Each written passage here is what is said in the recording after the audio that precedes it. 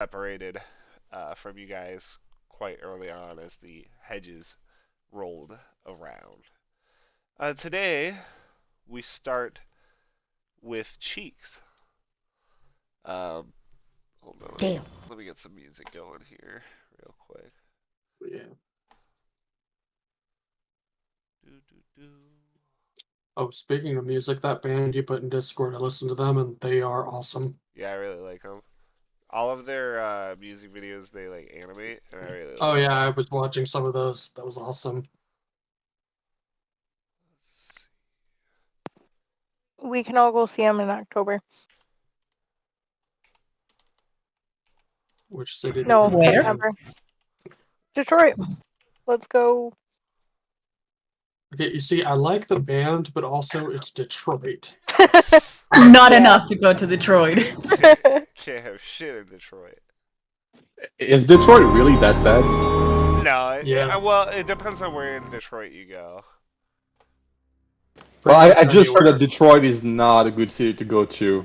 Like, there's not I mean, much. I've Every never. city sucks. Yeah, I mean, it's a city just like any other city. I've been to Detroit plenty of times, and I've never had any problems.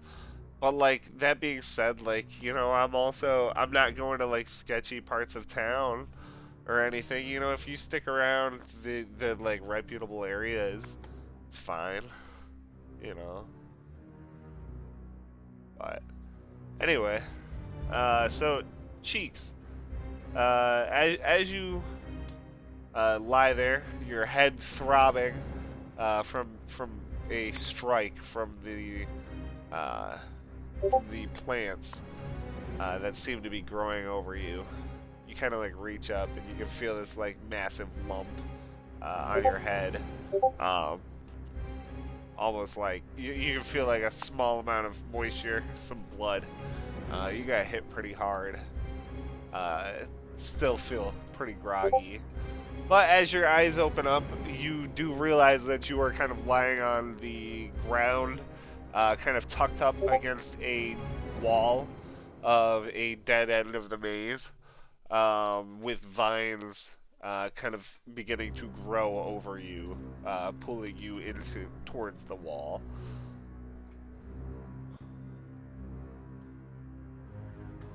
Um, how restrained am I? Uh, And how fast is this happening? it's happening pretty slowly. You're not sure how long you've been out, but like the vines are moving pretty slowly and lethargically.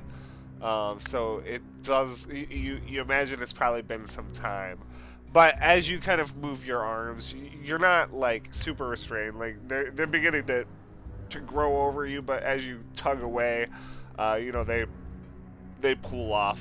Uh, you know. Um, while still moving around the area, do I have 10 minutes to bring two parents? As you look around, you can see your parents are actually still intact and just hovering nearby you. Um, I'm just gonna use them to whack the weeds out of the way and try to find a way out. Yeah, so they quickly help you get out. You find yourself just at the end of this dead end of the maze. Um, just a quick look around in the darkness. You don't see anyone else besides your parents.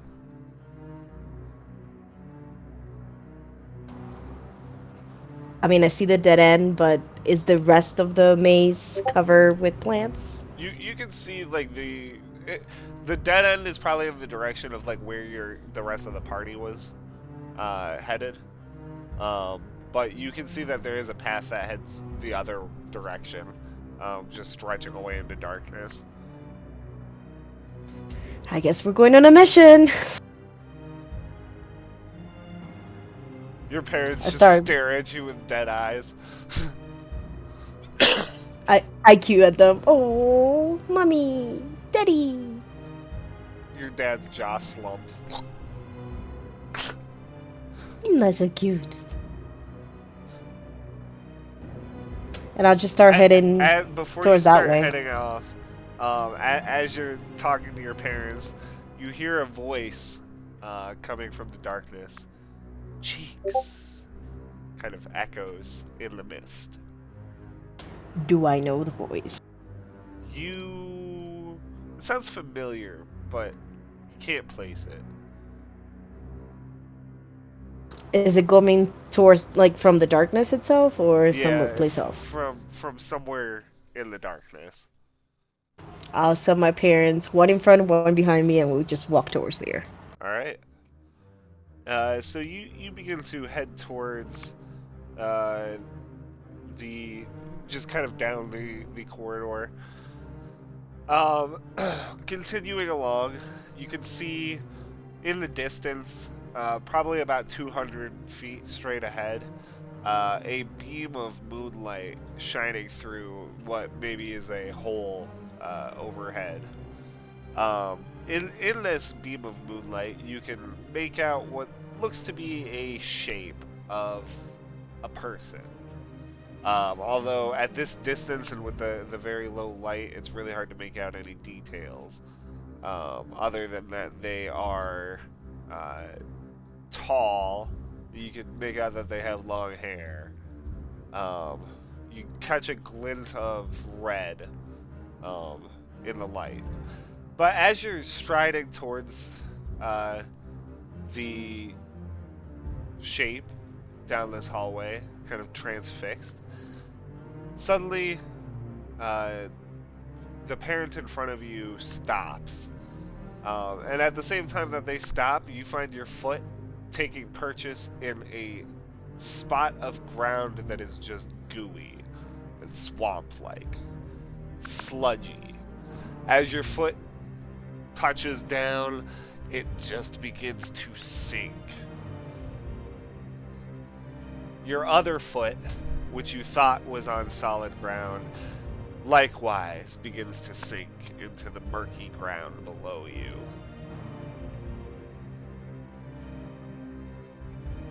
Ooh, I don't know.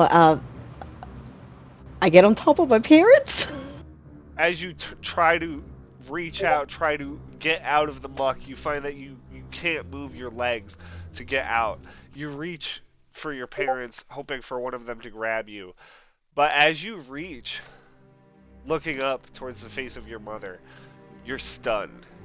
It's no longer the face of the skeleton, no longer the skull of your dead mother. Your mother, your living mother's face looks back at you in horror. What have you done, Cheeks?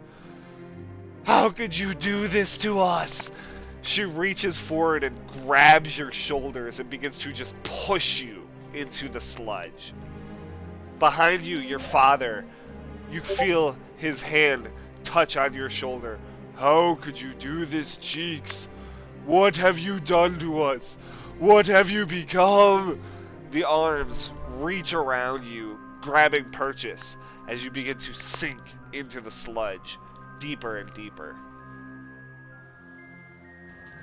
I try to dispel the thralls. It does not work. They are thralls no longer, and it seems that you have no control over them as they pull you down with them. Finally, You just hear a squeal saying "fuck" as I go down. as you hold your head above the sludge, squealing. You grab one last gasp of air before you are submerged. Down you sink into the murky darkness, your parents clinging ever on. You kick, you fight, your lungs begin to give out. You gasp for air. The sludge fills your mouth. It begins to fill you. You cough, trying to expel the darkness. But it takes you. Your vision goes dark.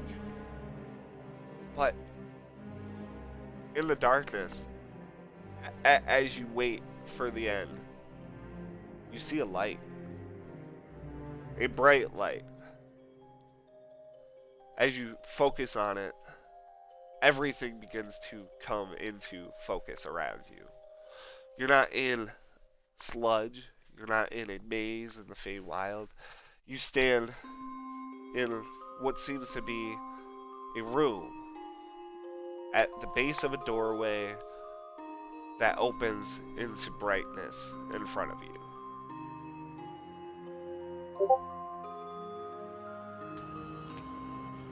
I move forward.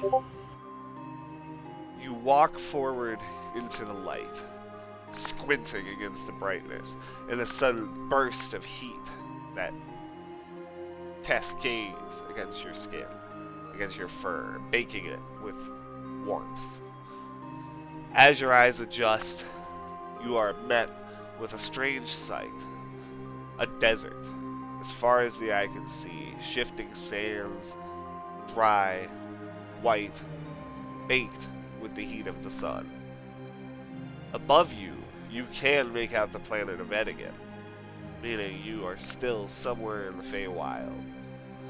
But you stand upon a balcony on the top floor of a tower of obsidian black. All around you, the sand shifts and blows.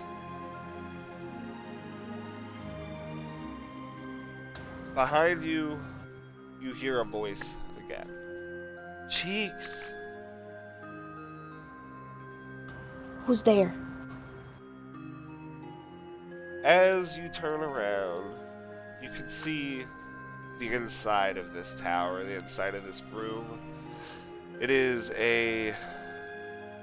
what looks to be a library of sorts, or a study.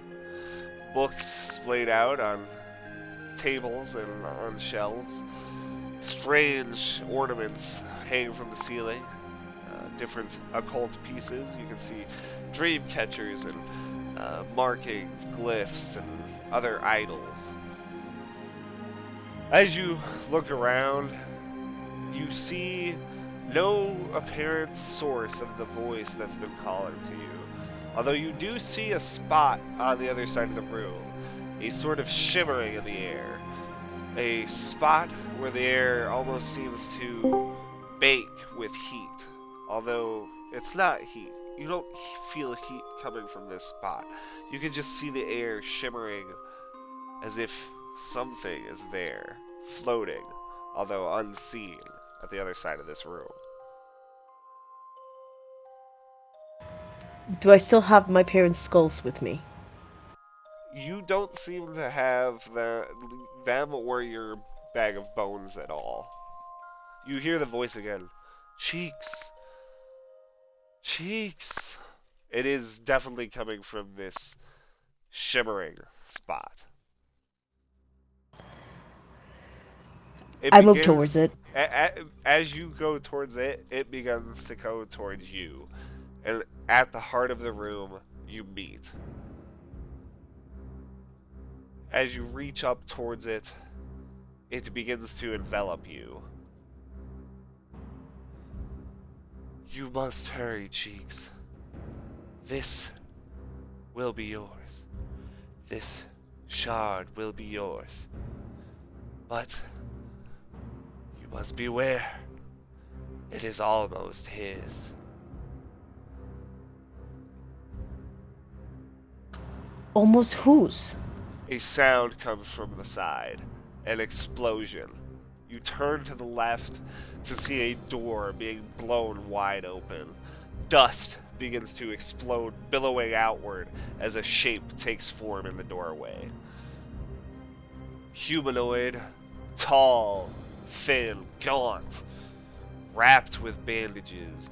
You can feel the dryness emanating from him as he glides into the room. A rasping sound emits from his lungs, dust billowing forth from them as he approaches. He reaches towards you, grabbing onto your hand before you can move, and you feel him yank on it, pulling you away. As he does, you hear the voice one last time. Tarkoon, the desiccated. Before you are pulled away, not towards Tarkoon, but up, out of the tower, back through the darkness, back through the sludge, through the murk, as a hand pulls you free from the mud.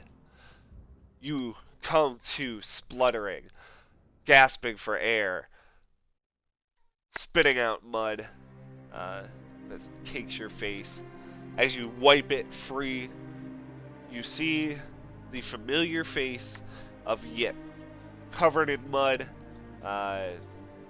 recently, obviously having dove in to save you from drowning in the sludge. It's good to know I still have friends.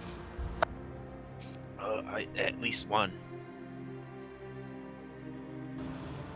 What happened to you? How'd you get here? How'd you find me? Oh, I was split off from the party. I was just wandering through the maze. What did you see? I think I found the way ahead. There's like this large cave, but we need to find them first. Have you seen my parents? The dead skeletons? There's a bit of bubbling, and Cheeks, you notice their skulls float to the top of the pool of sludge. I grabbed them one by one and etched the name that I heard on them and put them back into my bag of bones. Show me the way. Let's go. I don't know the way to them, but Well, anywhere but here. Let's go. Meanwhile, in a different part of the maze, the rest of the group, it has been something like 3 hours since you were all separated from Cheeks and Yip. You guys have been kind of journeying, heading down different corridors, searching for your friends, but thus far have been unsuccessful in finding them. Grin has spent the entire 3 hours freaking out. Of course.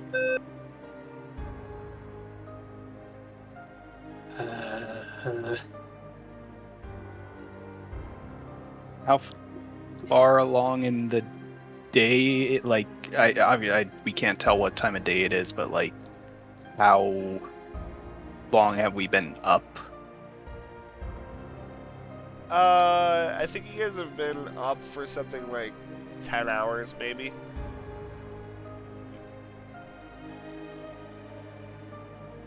Wait, did you guys take a long rest in the maze? Or just a short rest?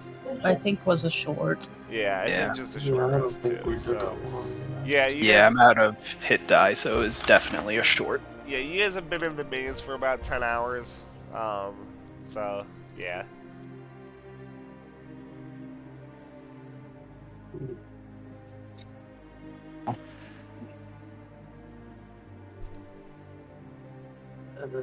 We should consider resting for the day.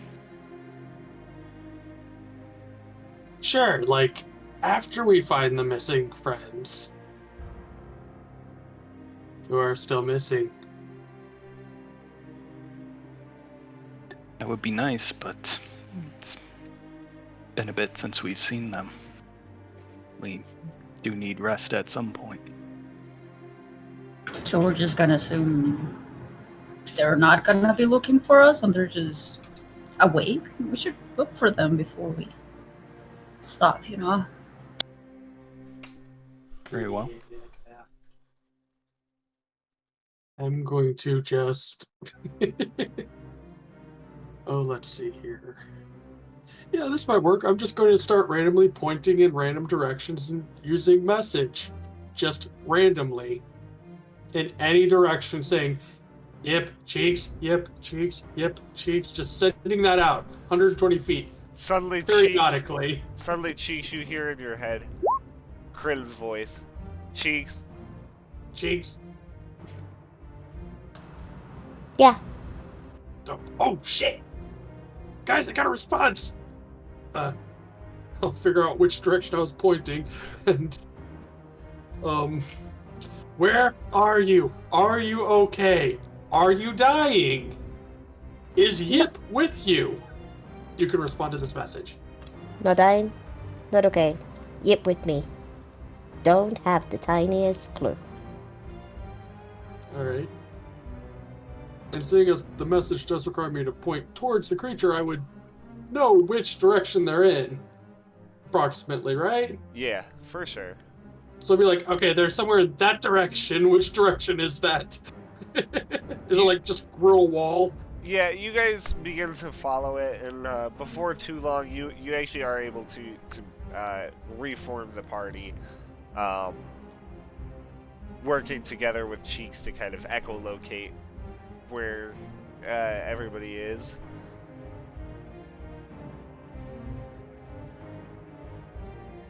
Second I see them, Crane is running right towards them and hugging both. Oh. Just being like, oh, thank God no one's dead! Yet. It is good. Cheeks is noticeably covered in like it's not even mud, it's like a black sludge. And it's kind of like hardened at this point, so it's like Well, I can't really do anything with the fur, but your clothing at least prestidigitation. At least clean the clothing.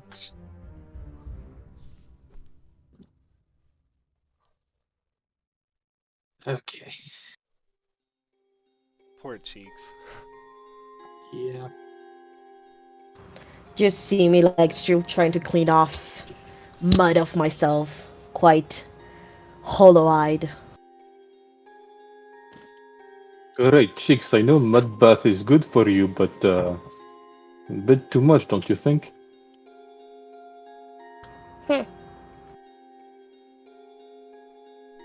Did you like fall in there? I was kind of wondering, like, it wasn't like not noticeable. I am kind of small. That really, really doesn't explain it. I thought it was a pool. I don't know, guys. I don't know what happened. We're all back together. That's what's important. Like, Yes, that's true. it's a good thing we decided to continue going forward and not rest for the evening. Just simply offering one option. Well, on a good note, I think I found where we're heading. It's a large cave entrance. I mean, you think cave will lead us to temple? It was the only thing that wasn't giant bush walls, so I imagine, yeah. Right, so, are we going there now, or do we want a rest? I don't know, I can't remember. Did we have like a deadline? Were we supposed to finish doing this for like at some like what was the did we have a deadline? I don't know. I don't think so. No. Yeah. Alright. I mean yeah, let's camp out in the creepy maze. Full of dead things. That technically aren't dead because they come back to life. They're I guess undead? Oh, I hate the Feywild so much. Are you talking about the ghost? Yes. Well, technically, they are dead. Well, yeah, but they're still, like, there. Very true. Anyway, Also giant spiders. Really giant spiders. Yeah, really like big spiders. tree-sized spiders. Alright, yep, where is this cave entrance you were talking about? It's back the way me and blanking on the name. Cheeks. Cheeks way.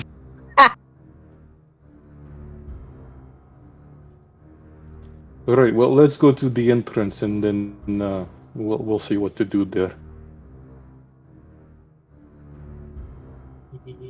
Sounds like a plan. I can lead the way. Alright, lead the way. So it takes a little bit of work trying to remember which paths you came down. But after a while, Yip, you are able to lead the group towards the cave that you found while you were separated from them.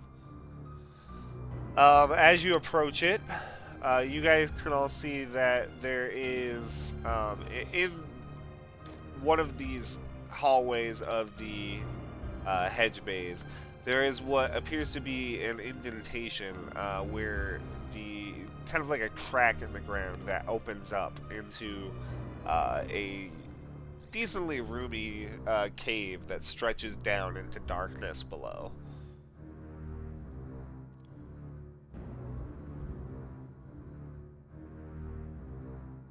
Is there any like markings on the ground or anything, or is it just like a big hole in the ground? You can see that there is what appears to be a stone slab at the foot of the cave that is marked with the sign of a crescent moon.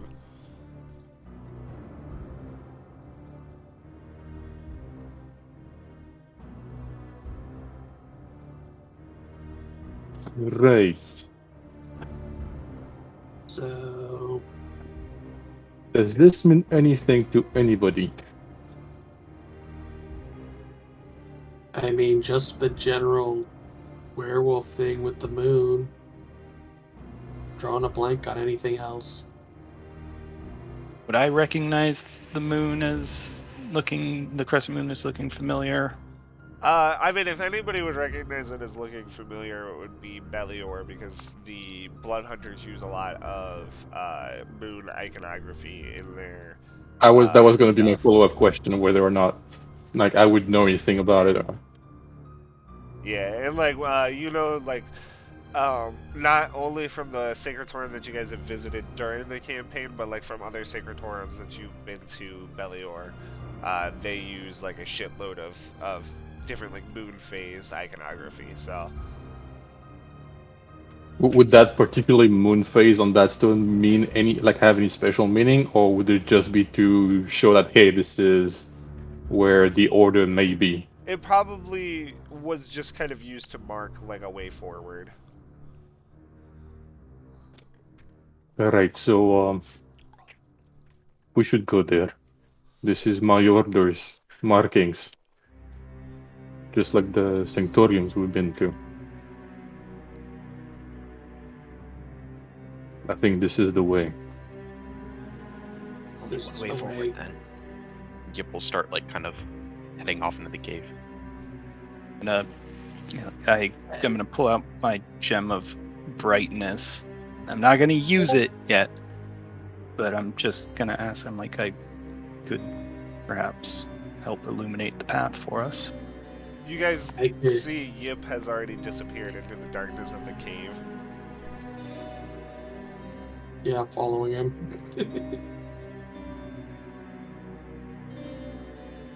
Using light seems to go really badly when they use it, so I'm gonna just stow it back and follow Kryn. Who doesn't have dark vision in the party? Because if not, I will light a torch. I'm pretty sure Yip. Yeah, and he's the first one to go. Oh, Yeah, do you need like a flashlight? Or wait, a flashlight's not exist in this world. Light. Yeah, just light. Yip gives no response from inside the cave. I'm Oh, lighting a torch and I'm son of following a him. Bitch! He seems to be outside of the range of the torch. I'm gonna point my finger in the direction he was moving and send message. Yip, are you alive?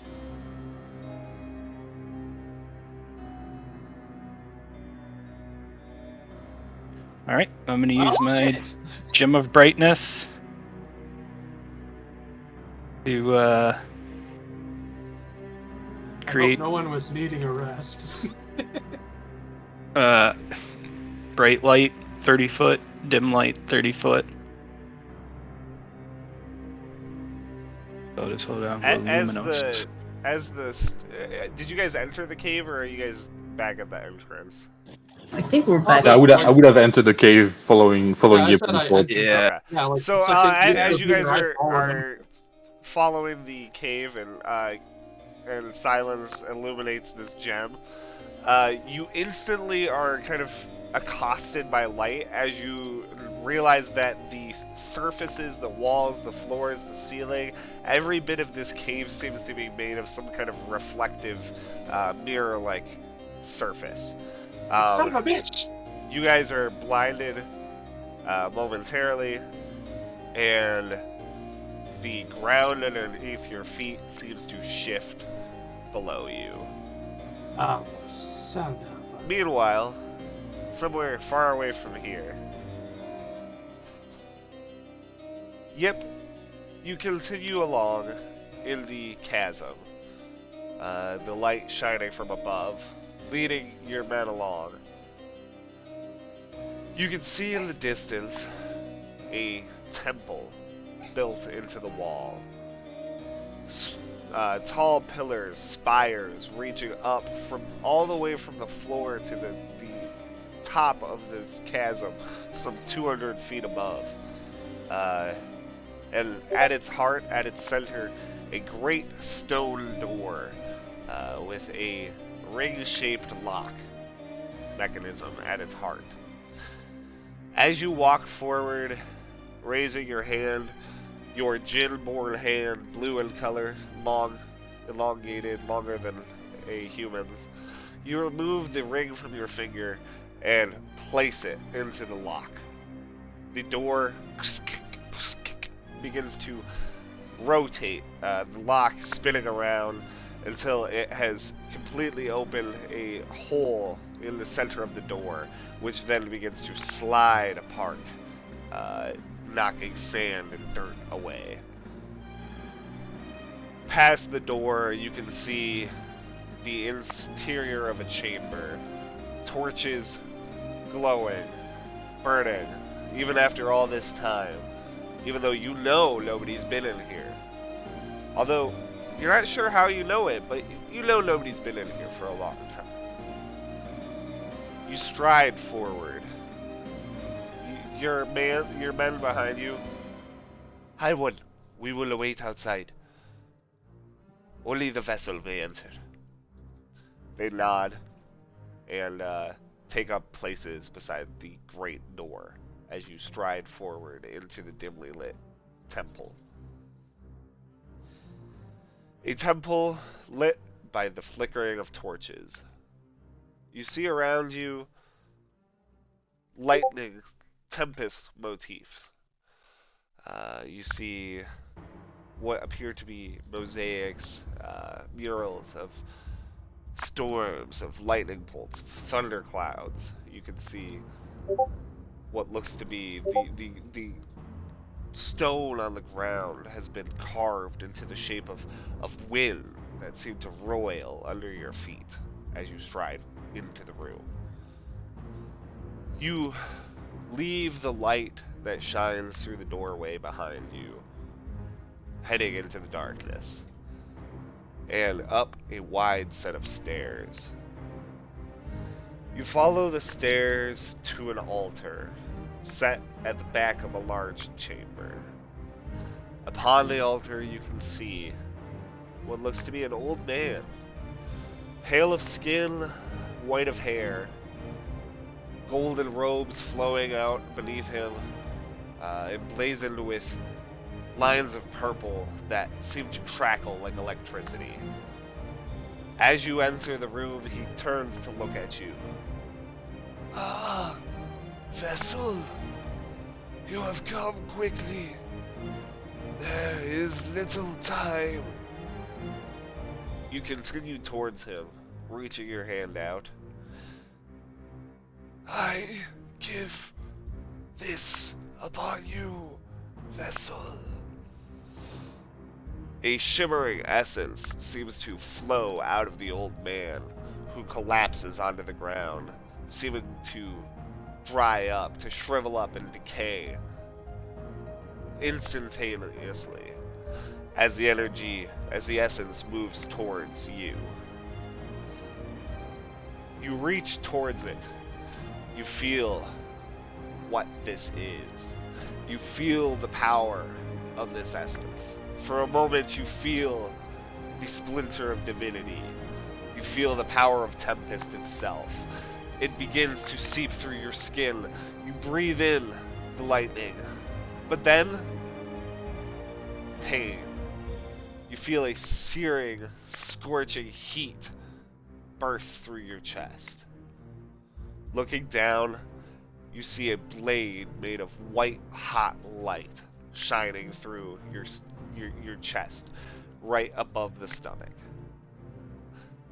The body of the Jinborn wearing the ring, the body of this Jinborn whose fate you've seen in several visions, stumbles forward and falls face first onto the ground.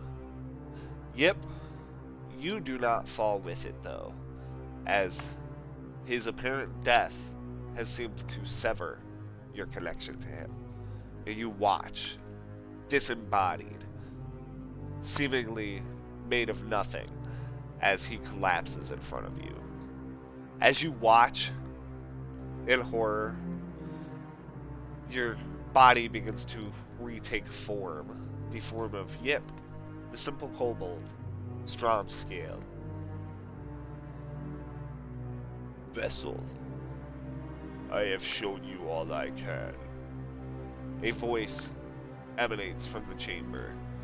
You can see the figure that wields the Sunblade, the one that killed the Jinborn, and a high elf who stows the blade away before kneeling down and retrieving the ring from the Jinborn's finger. He begins to leave the chamber. I am but a splinter of what was. You must find this place, Vessel. Reclaim what has been lost. Vessel, light fights us every step of the way. Your vision blurs. It fades and blurs again, distorting around you. From the back of the chamber, where the door is, where the high elf with a familiar face has just strode out, you feel a heat, a power emanating. You hear a thud. Another thud. The room begins to shake. Something is coming. He is here. Light's champion is here. You must away. Alric, you must away. Vessel! The voice cuts off as you turn to see a figure darken the doorway. Clad in a shining plate of armor, mist billowing from him. A helm complete with a visor covering his face. Short and stout in stature, maybe a dwarf, the figure strides toward you, carrying a hammer that seems to glow like the sun. As you look towards him, he raises the hammer high and then brings it down towards you.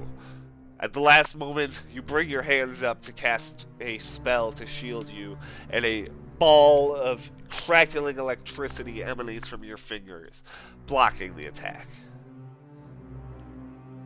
You are still, however, knocked back by its force, sent back, puffing onto the floor of the chamber.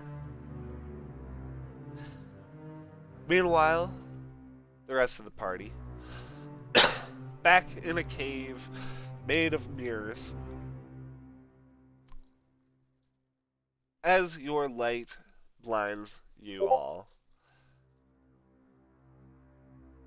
there is a moment of just pure white.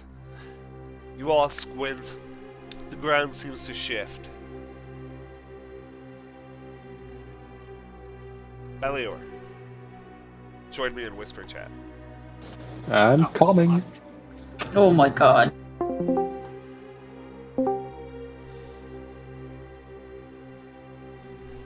Bellior, as the light fades, you squint. Suddenly, your eyes open, but you're not sure if you've been blinded or if you're just in pitch darkness, but you can't see anything. Then, a soft glow begins to emanate from somewhere in the distance. You are alone in a room. A wide room that seems to flicker with a soft light. You can see, again, all of the surfaces of this room are reflective, shining back at you. You look around the room, seeing yourself reflected several times in the mirrors.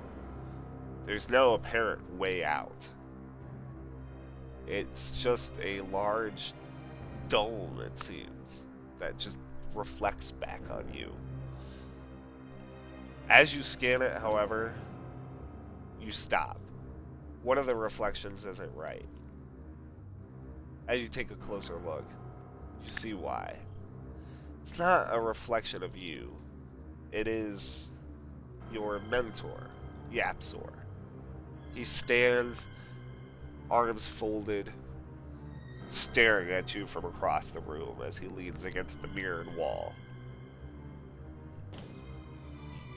I approached that particular mirror and put my hand on it, see if anything happens.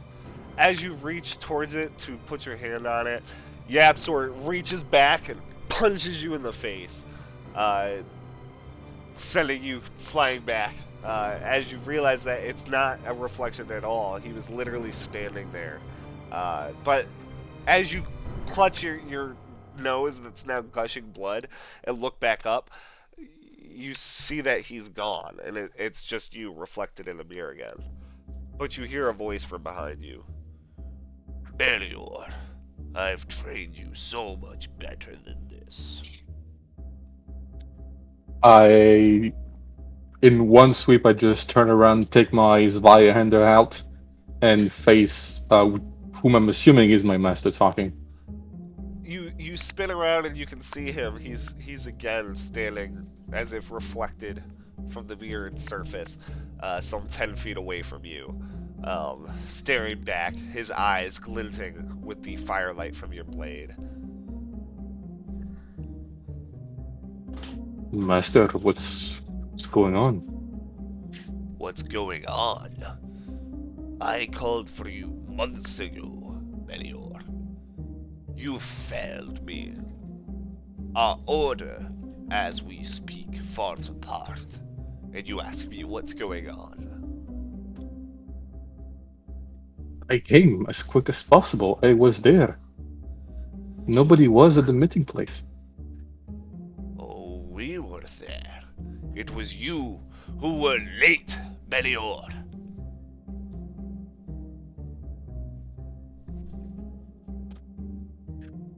I heard you've been taken. What happened? You're a failure. I should have left you to die with the mongrel people that you lived with before.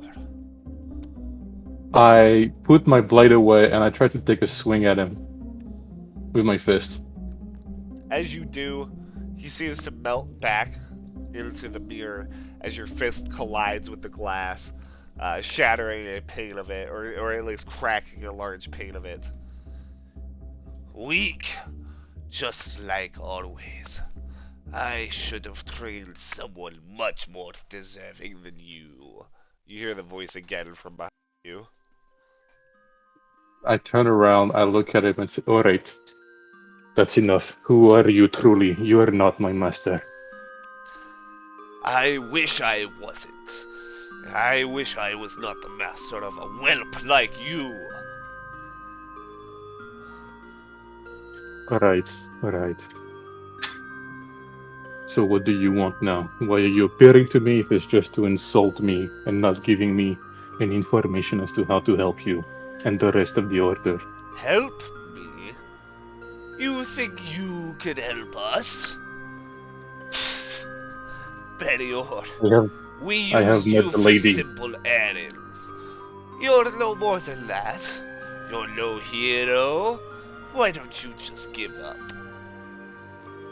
I have the lady who backs me. The leader of the order. What do you want? That Faye, she is no leader of us. You really think that we would follow someone of such strange origins? My master would. You are nothing, Belior. I want you to know it. I want you to know that I died because you are nothing. So now you are dead. A minute ago you were still alive and didn't need my help.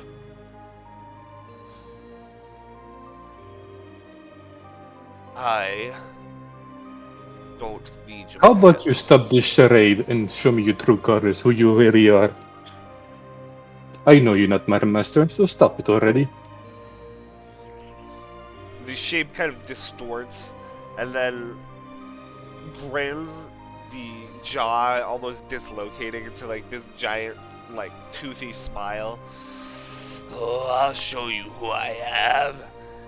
It rushes at you, now gaining almost like inhuman bestial qualities. Its fingers stretching out, claws splaying towards you as it begins to run in for a swipe. I transform into my hybrid form and ready to fight. You transform, emitting a loud roar, and the glass of the chamber shatters around you, showering just a rain of glass down upon the room. The figure is gone. You can see that there is one passage leading away out of this room that you've been stuck in. Is it from the way I came from, or would that be... Or would I don't even know since it's just a dome? Would I Yeah, even know where I came you from at honestly this have point? no idea. You got totally turned Got it. around when shit hit the fan, so. So I will just go to... And that's the only way I can see to get out of there, right? Only way, So yep. I will just go there, yeah. Okay. So, when the fight starts, and this will all make sense in a little bit here, okay? When the fight starts, the first Bellior to come out is a doppelganger, okay? Okay, Now, got it. and the second Bellior that comes out is the real one. Now, you need to be both of them. You have to talk for both of them and make it seem like, Okay. because, like, you have to, okay? So I have to sell that I am Belior without being Belior. Yeah, you'll literally have to argue. Like, if the fake Bellior runs into the real Bellior, you're gonna have to argue with yourself and be like, no, Oh, that's I'm gonna the. be fun. Yeah. Okay. So, Got it. all right. Go ahead and send silence in here. Okay, got it.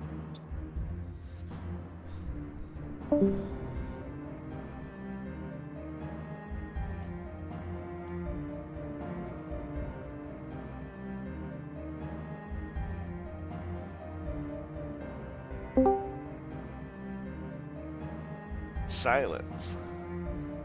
Your Yes. gem bursts with light, blinding you for a moment as it shines off of all of the mirrors and then back and back and back, leaving you in just pure white. After a moment, you regain your senses to find yourself not in the corridor that you were in with the party before, but in a strange dome-like room.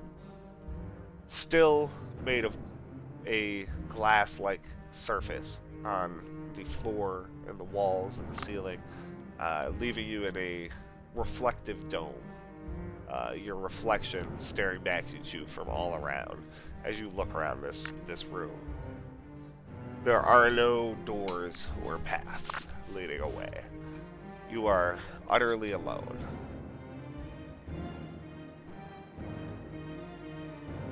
As you look around at the reflections, trying to figure out what to do next, one reflection, as you pass over it, your heart skips a beat and you stop, turning your head. There is a shape. It's not the reflection of you itself, but in the reflection, in one specific reflection, there's something standing behind you. A dark figure, long arms, black and green. Familiar. Familiar as if a nightmare from your childhood. It looms behind you. One arm snakes towards your shoulder.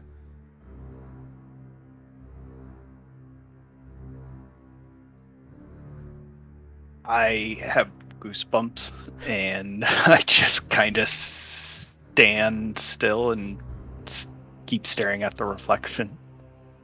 You feel a cold, hard grip form around your right shoulder.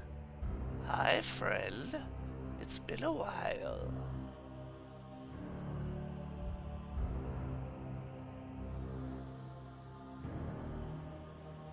You're not real near us. As you close your eyes for just a second, shaking your head, as soon as you open your eyes again, the feeling is gone. There's nothing in the reflection. Nothing's there.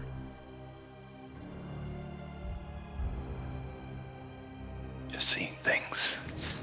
It's all in my head. It's all in my head. As you shake your head and look back up, the closest reflection to you, the face morphs into a distorted, horrendous grimace. It melts away, revealing the face of Neris staring back at you. Looks like I have in your head after all. The arms stretch out, grabbing onto you and wrapping around you, seeming to like turn into almost elastic as they wrap around. I've missed you, friend.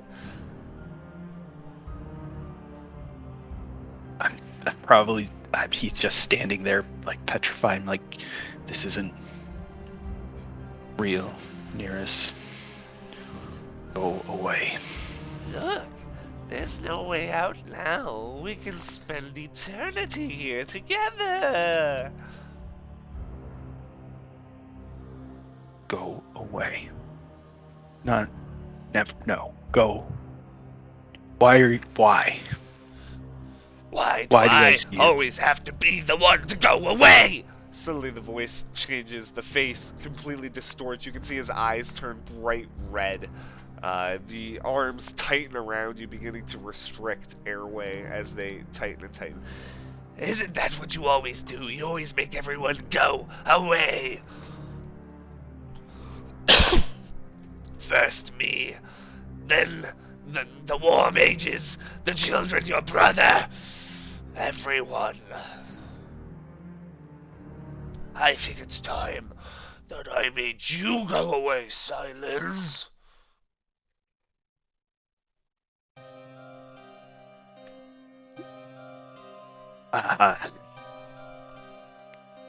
Yes, he's gonna close his eyes.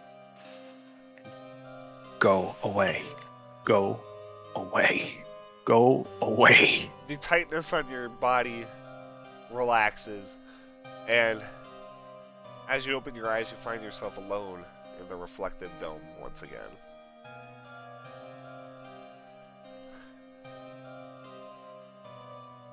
Say to himself, this is what I wanted.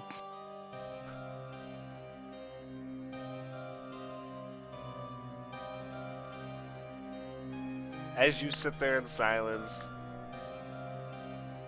the walls begin to lose their color,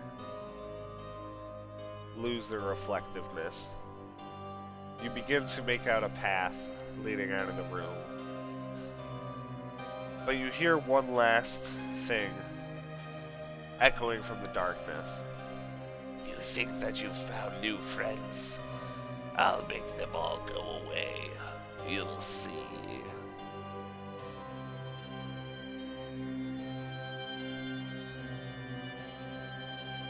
Gonna hear that and just kind of freeze. And just kind of say softly, not this time.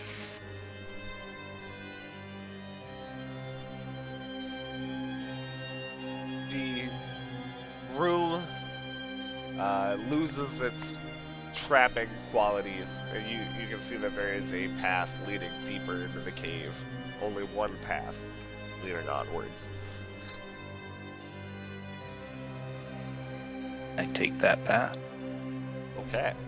So this will all make sense in a bit, but the second silence to come out is the doppelganger. And you need to play both of them, as in like role play both of them. So if like somebody runs into the fake silence, you need to ham it up and pretend that that's the real silence. If both silence run into each other, you have to try to, argue with yourself about who the real silence is, stuff like that. So. Okay, how will I know which the doppelganger is out already? I'm not out. It's the doppelganger. Or are both? No, the second silence to come into the thing is the doppelganger. The second silence is the doppelganger. Okay. Alright, go ahead and send Atia down in here. Okay. Also, that was like legit gave me goosebumps. So. He gonna get you. Yeah.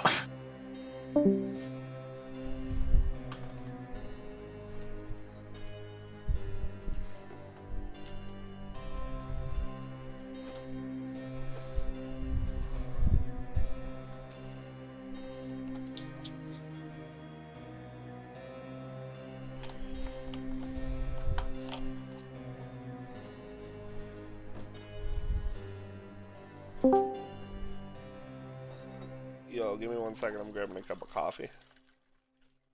No worries.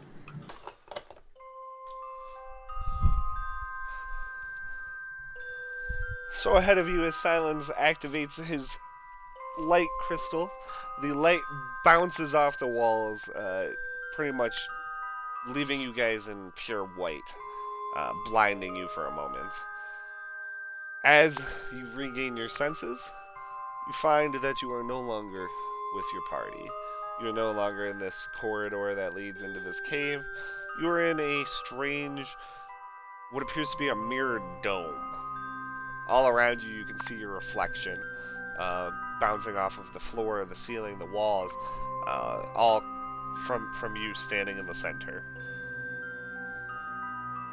There is, however, no doorways. There's no paths. No way out of this dome.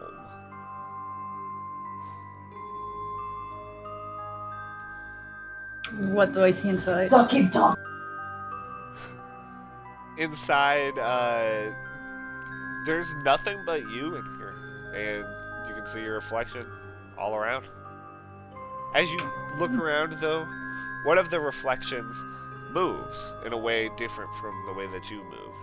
And as you look towards it, perplexed, it begins to take shape a little bit differently. It's not your reflection. It is your mother? She strides towards you in the mirror, moving closer, seemingly. Such a disappointment. You could have been so many things, and you choose to do this. Not even a true Knight of Sorrel. But I am what? She's This just isn't using you. You're nothing more than a puppet, Atia. And if you were nearly as clever as your brother, you would know that. She is not using me. She cares for me and she cares for everyone in this planet and this universe and this existence. Right? If she cares for you, you hear another familiar voice from behind you, and as you turn, you see your brother Xandalet, who you haven't seen in quite a while. standing there in a resplendent suit of chainmail, golden in color, and with a set of fine robes underneath. If she truly cares for you, then where is your power, Artia? You are no archfey, and yet she gives you the same responsibility that one would expect of an archfey. But I do have power, and I look for my It's weapon. a fireball. You should listen to your brother, Artia. He speaks wisdom. You should return home, give up this foolish crusade, this foolish notion of being an adventurer. No! And she's just like gonna scream very loudly. Now, Artia, do not raise your voice. You hear from the other side of the room your father's voice. I will not have you be an impudent child. Now, you can see all three of them standing at different points, kind of forming a triangle around you. You guys are not real. You guys are not here. This is not happening. You can deny it all you want, Artia, but you'll never be anything more than a failure. How can you be so sure? Because you've already failed, Artia. I haven't failed. Everything's okay. Everything's on track. Even Queen Sabril said so herself. I am doing well. Just put down the sword. Return home. You don't need to do any of this foolishness. You don't have to try to be like me, sister. You can just be normal. I have my weapon, right? I'm gonna attack the reflection of my brother. You turn around, drawing You're not real. your knight weapon. What do you turn it into? A longsword. You turn it into a long sword and slam it into the mirror-like surface. It scores right through, shattering the mirror all around you. You can feel it even carved through the rock underneath. The glass of the mirror falls down around you, shattering, just showering you with shards of glass as you find yourself standing alone in the dark. However, there is one path that leads outwards further into the cave. I would make my sword bright, so I'm not completely in the dark and follow this path. Alright. You head down further into the cave. Go ahead and send Ash in here. All right.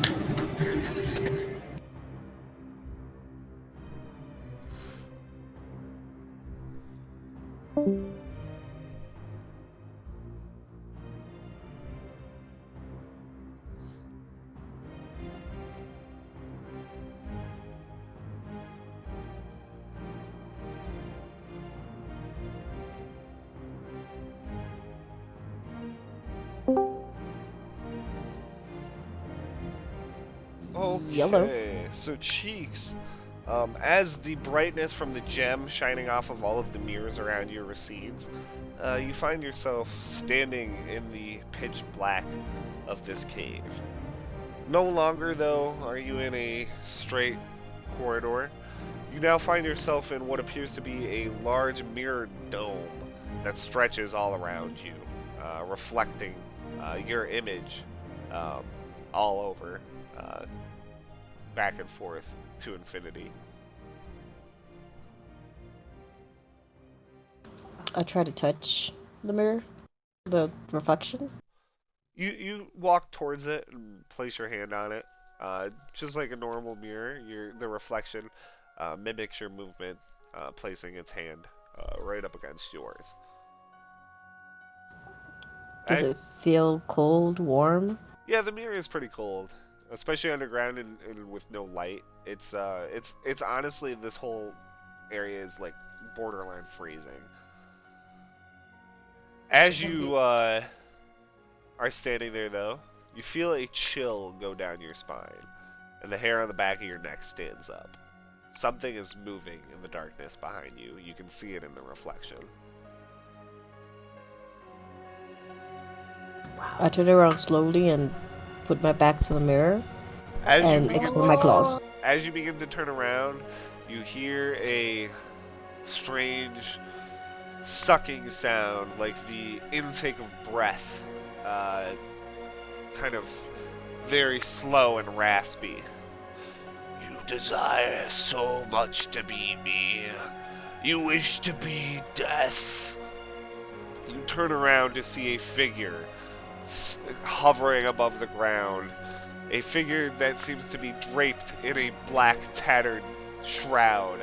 Or is it a black tattered shroud? Is there anything even underneath? You can't tell.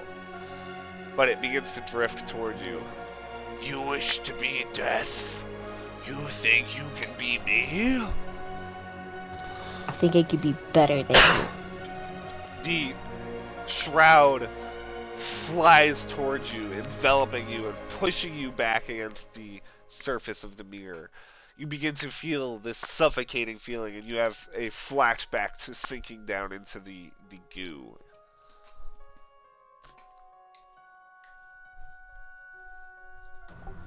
I try to peel it away from me or to run away. You grab it, trying to peel it off of you, rip it clean, and begin to like kind of stagger back across the room as it flaps up, regaining its shape, the shape of an almost humanoid, draped with this tattered shroud. You are nothing. You will never be death. Are you worried? And that's why you're talking to me?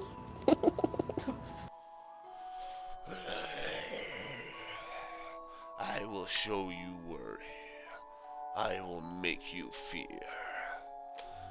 The shroud dissolves into the darkness, and the mirrors begin to lose their sheen as a doorway forms on one side, a passage leading deeper into the caverns. I go through it. Alright. Go ahead and send Kryn down in here. Got it.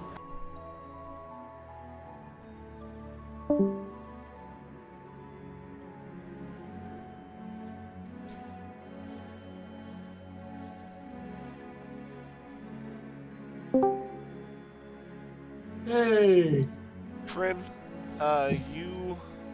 as Silence behind you exclaims that he's going to turn on his light, you turn around, maybe to warn him that the walls are all mirror-like, but the light from the crystal shoots out, and as it bounces off the walls, the floor, the ceiling, everything all around you, your eyes are just accosted by this white light that sends you recoiling. You kind of cover your eyes for a moment, and then suddenly you find yourself back in darkness.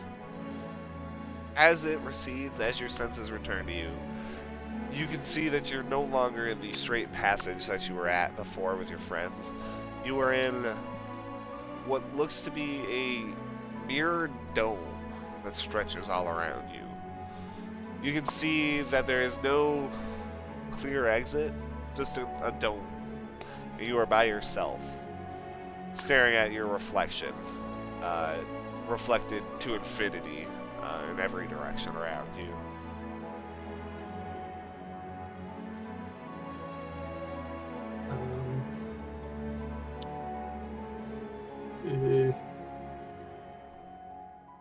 I guess I'll try the first thing I usually try, which is the whole send a message in random directions. You begin to spin around, sending messages. You send the first few, receiving no response. But as you go to send one, maybe your 7th or 8th off, one of the reflections catches your eye. It isn't a reflection of you, you realize now. It's someone else. And as you begin to recognize the shape, your heart wrenches. You recognize Subject 8. One of the other subjects, the closest one to you, Grab my notes real fast. from your I'm dropping days everything. spent in Tafkin's employ, I guess is a horrible way to put it. Subject Yeah. 8, another goblin, similar to you, a female goblin, ripped apart and put back together in awful ways, very similar to you. She stares at you from the darkness, her lidless eyes showing an anguish, a pain. Why did you leave me behind, Kryn? 7, you left me behind. Oh shit. No, we had to get out. We couldn't save everyone. We had to. You were supposed to come back for me.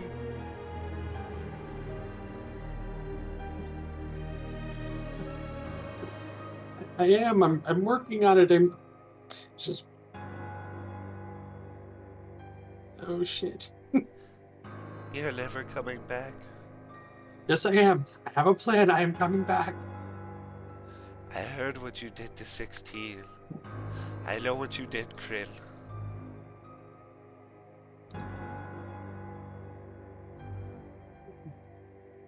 Yeah, I have nothing to. I can't justify that. He was gonna kill my friends. I had to. He was your friend. I was your friend. Is this how you treat your friends? Who are you going to betray next?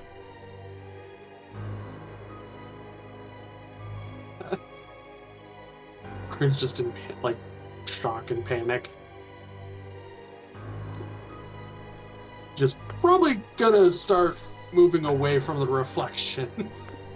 As you move away, you hear the voice from behind you. You can't run from this, Kryn. You can't run from what you've done. As you realize that all of the reflections have turned into her now. Sorry, I was distracted by your cats. Oh shit.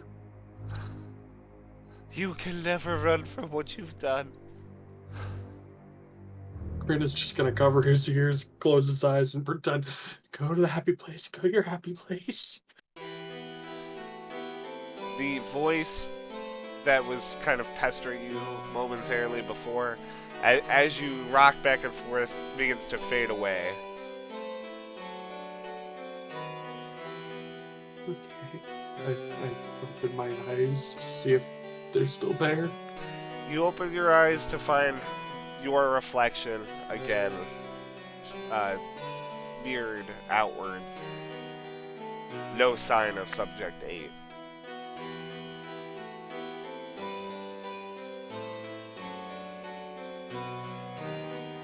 Okay. You know you belong to me, 7. You hear another familiar voice from behind you. This time, a cold voice, sending chills down your spine as you recognize the voice of Cromrick Tafkin. You turn around. You can see Tafkin standing in the reflection, some 10 feet away from you, staring at you with a horrible look on his face. Do you want to know what I've done to Subject 8? I had to punish her for what you've done. She had to... Well, someone had to feel my anger. How dare you escape? No matter. You'll never escape me again, 7. I have you now. You are on my leash.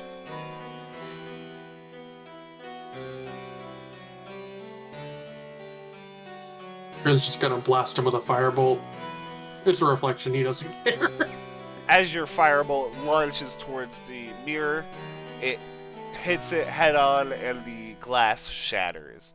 raining just a cloud of glass shards down upon you, uh, leaving you in a rather bland room. There are no more reflections, no glass left. You can see that there is one path that heads further on into the cave. Follow it. All right. Go ahead, back up in the general chat. All right. I was just gonna do mushies, but I'm just gonna do it in Oh, person since okay. she's sitting right there. So. All right.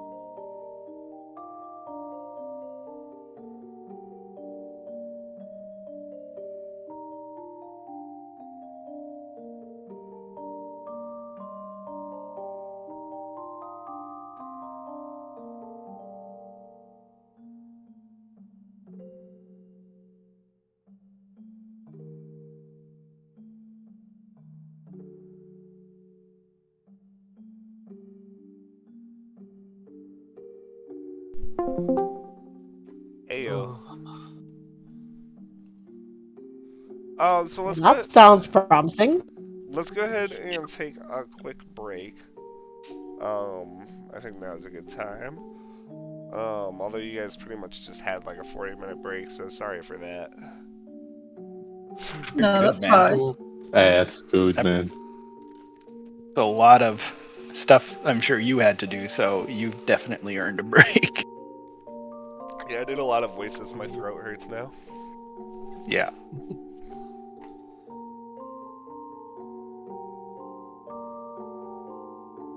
I basically took mine, so.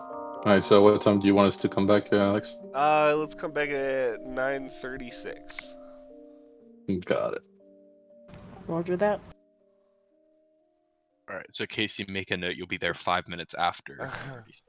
Exactly. So I'll be there at 9:41. I hope everybody enjoyed their one-on-one time. I did. Except for Yip, who I Oh. decided his one-on-one time needed to be shared with everybody.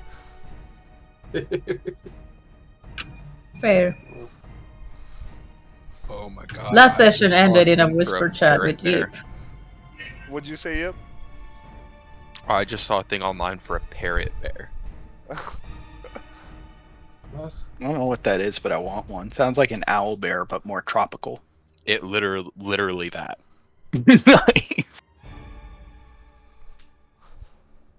It's good to be back. I put a lot of work into this session. I've missed playing.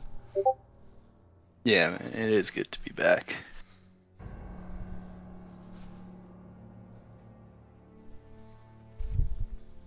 This is my favorite pastime. Oh my gosh, a parrot. I was right. It's like an owl bear, but more tropical. Yeah. It is. Instead of an owl, it's a parrot.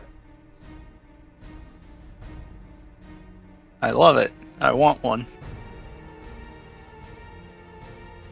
Discussing this fucking champion coming through the doorway. Casey's eyes light up. He's like, wait, hold up. Did you say he's a dwarf?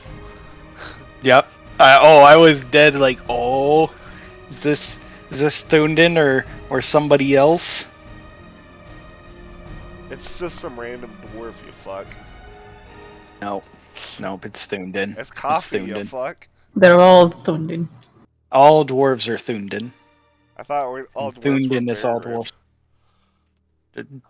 dwarves. So that's what. Yeah. No. All. What timeline we're after Beargrin, right? Yes. Okay. Yeah. So then all dwarves are Beargrin. Let's be honest, Beargrin was thicker than Thunden.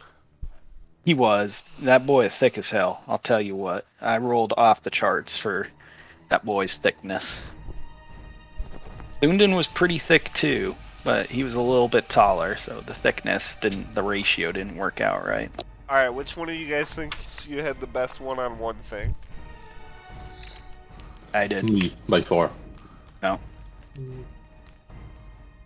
But again, I don't know what the other had, so mine was just... Mike's like, I hated mine, but thank you. It's like, it was great, but I fucking hated it. I was just... You know what? I think Ava probably feels the same way. Great, but I fucking hated it. Mine was Nice. just super positive and reassuring and confidence boosting, and Alex took a minute to be like, hey, you're a great player. This isn't, story stuff, but you're great. So. And then I finished that off by saying, but dude, you fucking suck at the same time. So like... Yeah. It was a compliment sandwich. Right.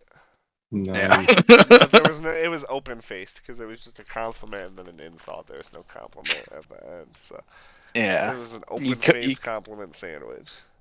And you couldn't think of a second nice thing, but the one nice thing alone was good. I'll take it. Mine was all about telling me how great my character is, how loved I was. It was just amazing. Oh no, I'm gonna save you guys all the time. Every single one of them was about how you guys suck. So. Oh. Well, now I'm confused. If you felt like you were singled out and I was being really mean to you, just know that I was being really mean to everybody. Yeah. I loved mine. I didn't think you were mean at all. I loved it. This is definitely the cave on Dagobah. Yeah, it pretty much is. Wait, Cave on Dagobah? Oh, The one yeah. where Luke Second, goes in for yeah. training. Yeah. Yep. Have you seen the He's South talking Park about one on that? Yoda's butthole. With the where it's with the member berries. No, it's when it was early South Park, and Garrison was denying that he was Oh, gay, yeah. so he Oh goes yeah. into the thing and it's his gay side. Yeah. Yeah, that was great. I'm you. I am your gay side. No, go away. Leave me alone. Hey, I don't have a gay side. Fucking- Yeah. You're watching that men's swimming competition. I was there for the chicks. There were no chicks.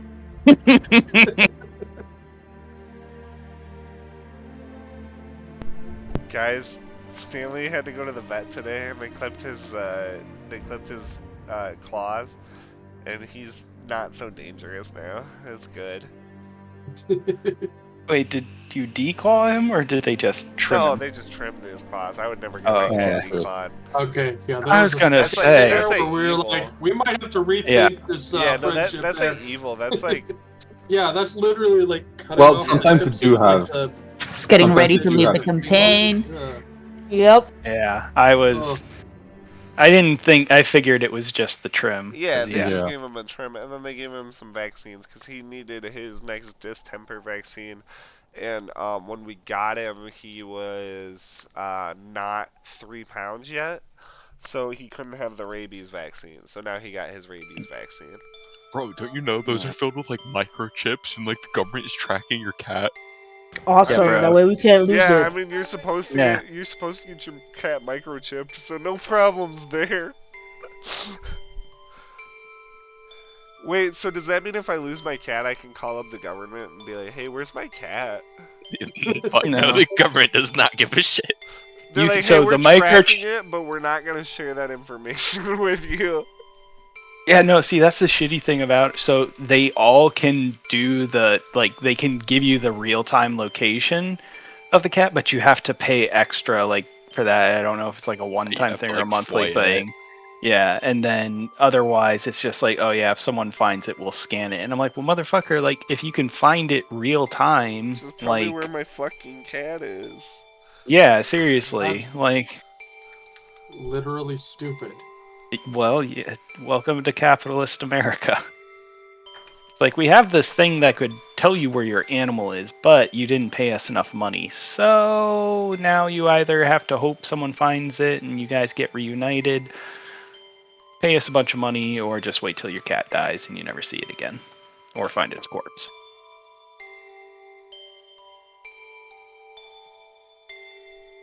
Yay! I wonder if it's too late just to put myself into a coma and live in my dreams for the rest of my life.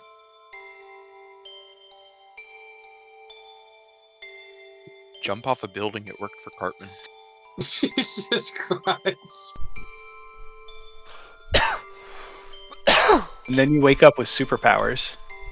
I forgot something. Mike, can you hop down and Yeah. whisper chat real quick? Oh, yeah. Okay, so, this will make sense in a few minutes, but, Alright. the first Kryn to come in is a doppelganger. The second Kryn to come in is the real one.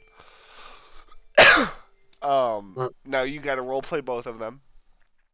If the fake Kryn is talking, you have to be talking. If the fake Kryn runs into the real Kryn, they, gotta argue with yourself, about who the real one is.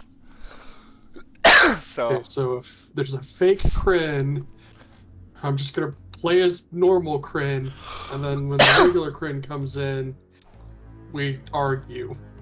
Okay. yeah, you're not gonna be playing as fake Kryn, like, on the board, just if he talks. Oh, okay. Yeah, so, Okay. And then, yeah, let's hop back up into general. Oh, so there's going to be a board, and I don't play the fake. Okay. Yeah, you won't even have control of the token, so you don't have to worry about that. Oh, okay. Yeah. It's just like, you know, when he shows up, you gotta act like it's you. Okay. All right. Okay.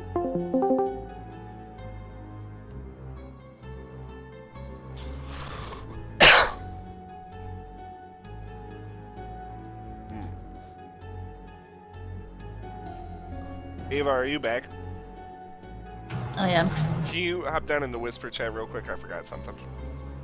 Okay.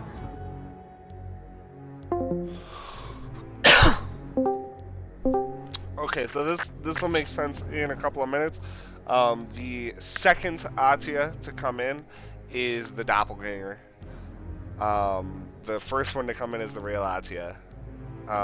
And you have to, whenever the fake one talks, you also have to talk. So like you have to argue with yourself about who the real one is and try to convince the party that the doppelganger is Awesome. you. Okay? All right.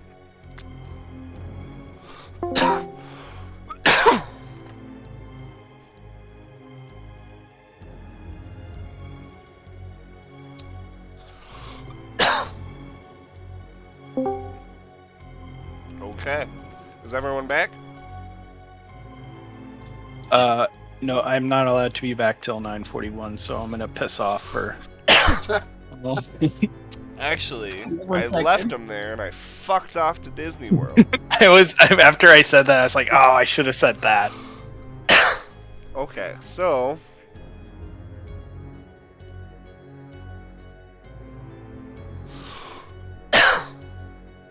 Have you started recording? Okay, so Belior. Yup. As you follow the corridor down, you continue along the path until it kind of reaches a fork. And as you're trying to decide in which direction to head, you see down one of the paths another shape coming forward as you make out the form of Silence emerging from the darkness. Hey, who's Silence? Is that you? Belior, yeah. What's going on? I don't know. We were all together in the room with mirrors. You shed some lights, and I was alone in that room. Heard some crazy things. Mirrors broke, and then found a way here, and here I am. What about you? Similar experience, but mirrors didn't break. A path was revealed. Well, to be fair, I kind of broke the mirrors. Ah, well. Odd. Have you seen anyone else? I was about to ask you the same. Apparently you have not, and no, I have not either. Should we, you said that, Alex, you said there was a fork where we Yeah, were? there's a fork, and so it's kind of like three different paths, and you came from one of the paths, and Silence came from one of the paths, and then there's one more path. Should we go that way, see if maybe somebody else is there? Thoughts exactly. Travel that path, and once we've reached our conclusion, head back and continue down this one. Alright, so, and maybe we should draw our weapons, just to be safe. Good thought. Is the corridor large enough for both of us to walk side by side, or is it just one in front of the other? It is large enough. Okay, so I guess we'll go to that, through that third path right now. Perfect. So you guys head down that way.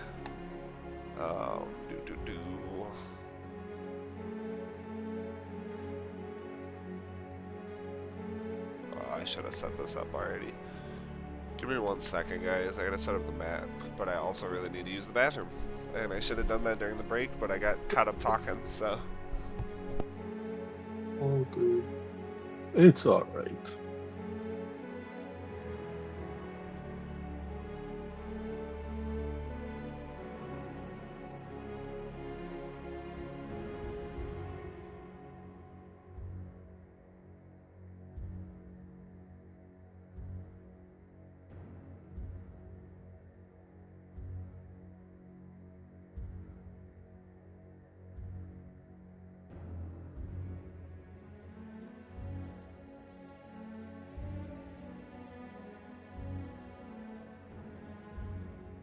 Anybody see the commercial for or the trailer for Armored Core?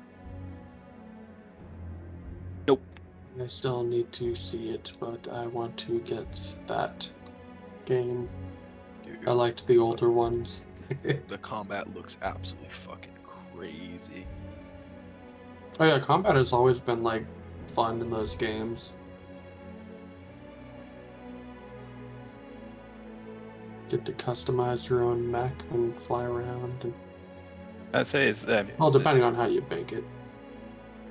I didn't even know one was coming out for PS5. Armored Core 6, I believe. Crazy that it's from the same people that make Dark Souls. Dude, it looks a lot like or at least like the combat. It kind of looks like a cross between like old Armored Core games and like Sekiro. Oh yeah, I gotta see. Oh, there were so many game trailers. I'm slightly allowing myself to get slightly excited for Starfield, but that could just be because I've been old. I'm so disappointed. I do not allow myself to get excited for games anymore. For me, it heavily relies on the studio. Basically just Rockstar and Firm Software now. I mean, like, legitimately, because those two studios really haven't missed forever. But Okay, That's fair. this is unfortunate, but I lost track of who I told what to. So if I told you the specific thing, tell me if I said first or second. Just message it to me real quick. Say that again. You cut. Yeah, you cut out there. If I told you the specific thing, message me if I said first or second real quick.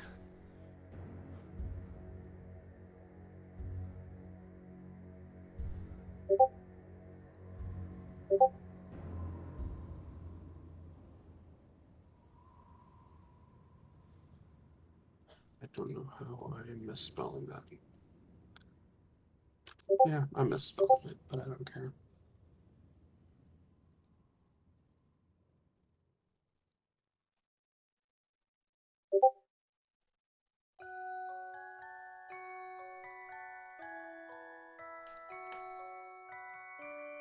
Okay.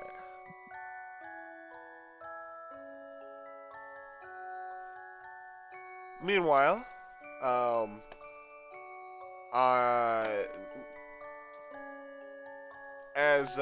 as you emerge from the room that you were kind of trapped in, Atia, heading down the corridor, you too come to a crossroads and see Cheeks coming down one of the two paths, looking quite pleased with himself. Chicks, are you okay? Splendid. I had a terrible time. And you were gone for a while. I'm back. And I will never not be back. Yes, that makes sense. Do you know where the others are? Not sure. Not even sure how I got here. But we can look for them. Awesome. So let's go that path. Let me just. Hold on, Ash is choking.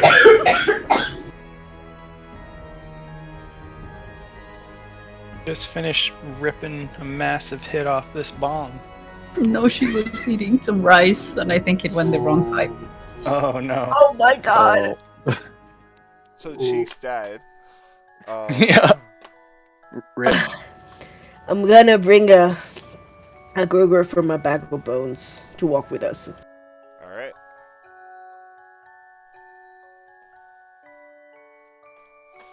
Let's go. And meanwhile, in another area, let's see. That just leaves. Yes. In another area, Prin, as you come down a corridor, you can see Mushy coming down from one of the other paths leading towards you.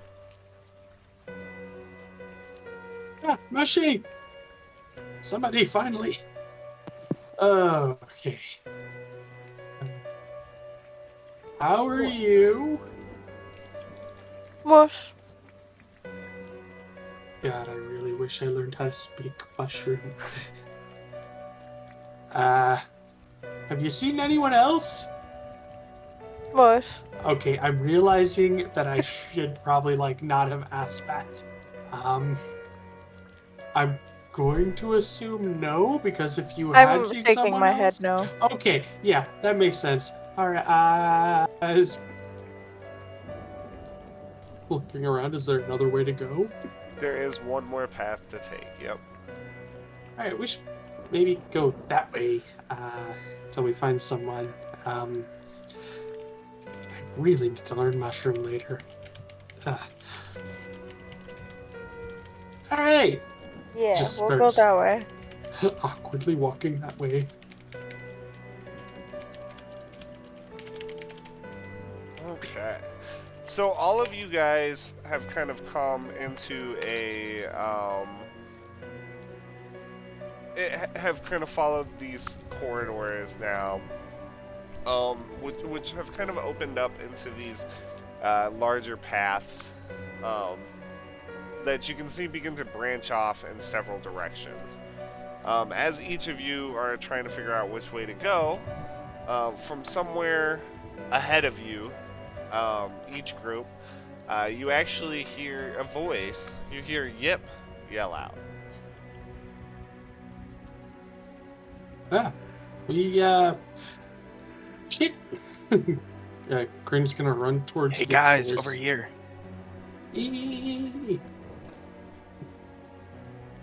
So, following the sound of Yip's voice, you guys arrive at a kind of following paths through these jagged halls.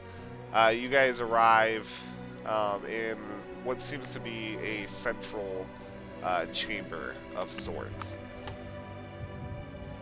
But even though you followed Yip's voice here, there seems to be no sign of Yip. do we all see each other in that room, or? Yeah, you guys have all kind of run into each other now. Yep. Okay, so you Did have you seen you- Yip?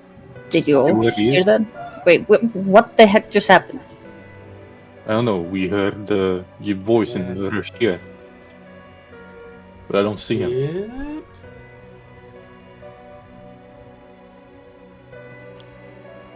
I will just yell on top of my voice and just yell Yip, yell his name, see if he can respond to or anything. From behind you, Belior, from behind the doorway in which Silence is standing in, you guys hear a familiar voice respond to the call. But it's not Yip's voice that you guys hear. You guys hear Belior calling back down the hall, responding to the sound of his own voice. Oh, Guys, so where it's did I me. go? Don't listen to that imposter. Fight him. He's not the real Belior. And you see Belior just rushing out. So, What? Silence, as you stand in the doorway, you see on either side of you Belior standing there, kind of doing the Spider-Man thing, pointing at himself. But even more shockingly, standing next to Belior is you, Silence.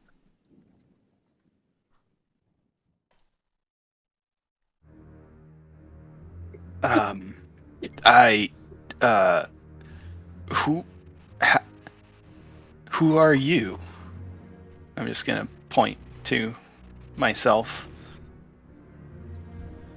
And then Hey, he's what gonna the be, I'm, fuck is going on? who are Guys? you?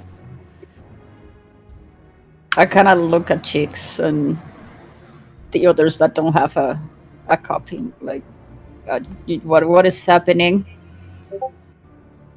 It's scared.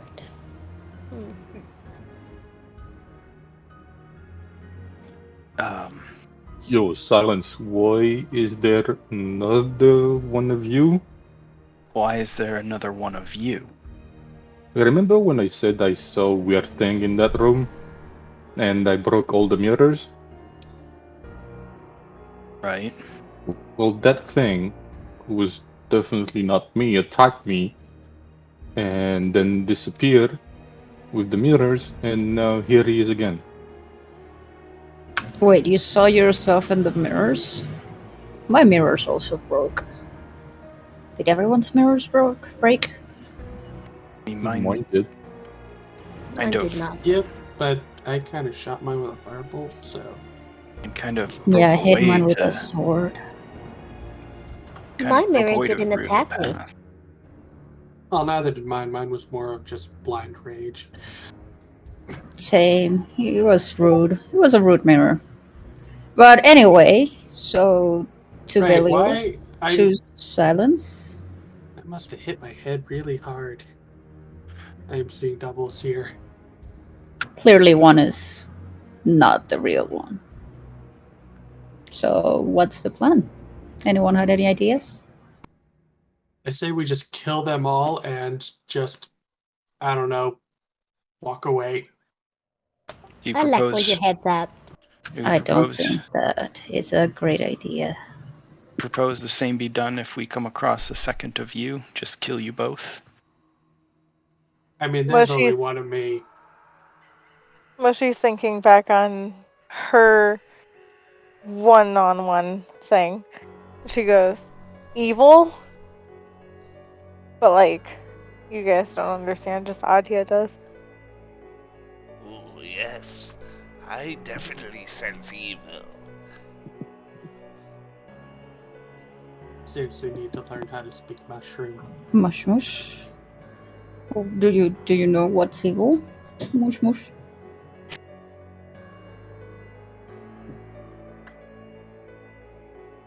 I think the other versions of us are evil. My sword really wants to take care of them. I mean, your sword usually wants to take care of pretty much everything. But yeah, so we gotta figure out how to not harm our friends and slay the evil, as your sword says.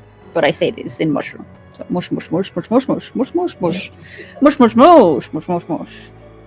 I'm gonna hear this and go. Translation would be appreciated. Right, I agree. So it looks like Mushy Sword saying that one of you is evil. A And figure, another figure darkens the doorway as Kryn walks into the room. Holy shit! I have been looking for you guys like forever, and I just look at Kren. myself, I guess. Why is there another me? Wait, why is there another Belior? Why is there another? Oh, it's okay. You know what? I'm just gonna walk away from this. One of you has agreed that if we see two of each other, all of us should die. No, well, like that was What cringe. idiot Well, would agree to that? We just This found is Well, getting apparently you confusing. did.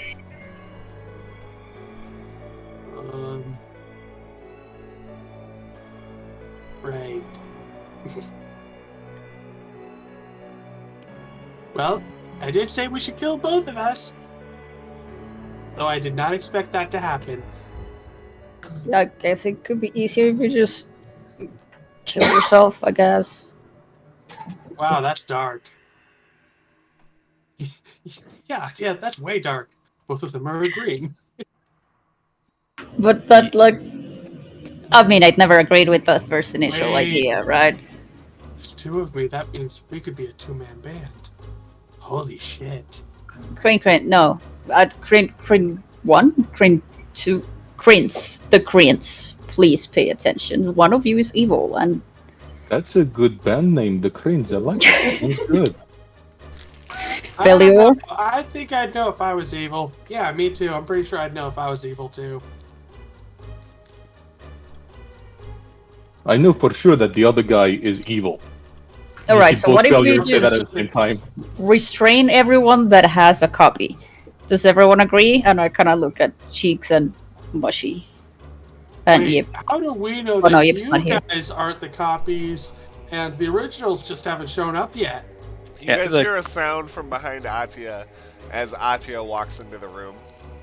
See? Holy Oh shit! my I God. called it! Wait, why is there so many? What?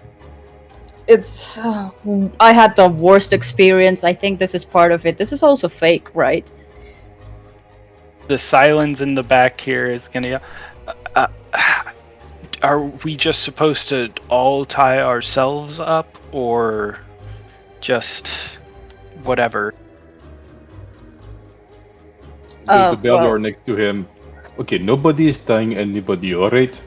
that changes things. So The guy in the middle are evil. And you see the other Bellior. Yes, so you said, Bellior, you are evil. I'm the right Bellior. I said we kill you. And you see both of them drawing their weapons.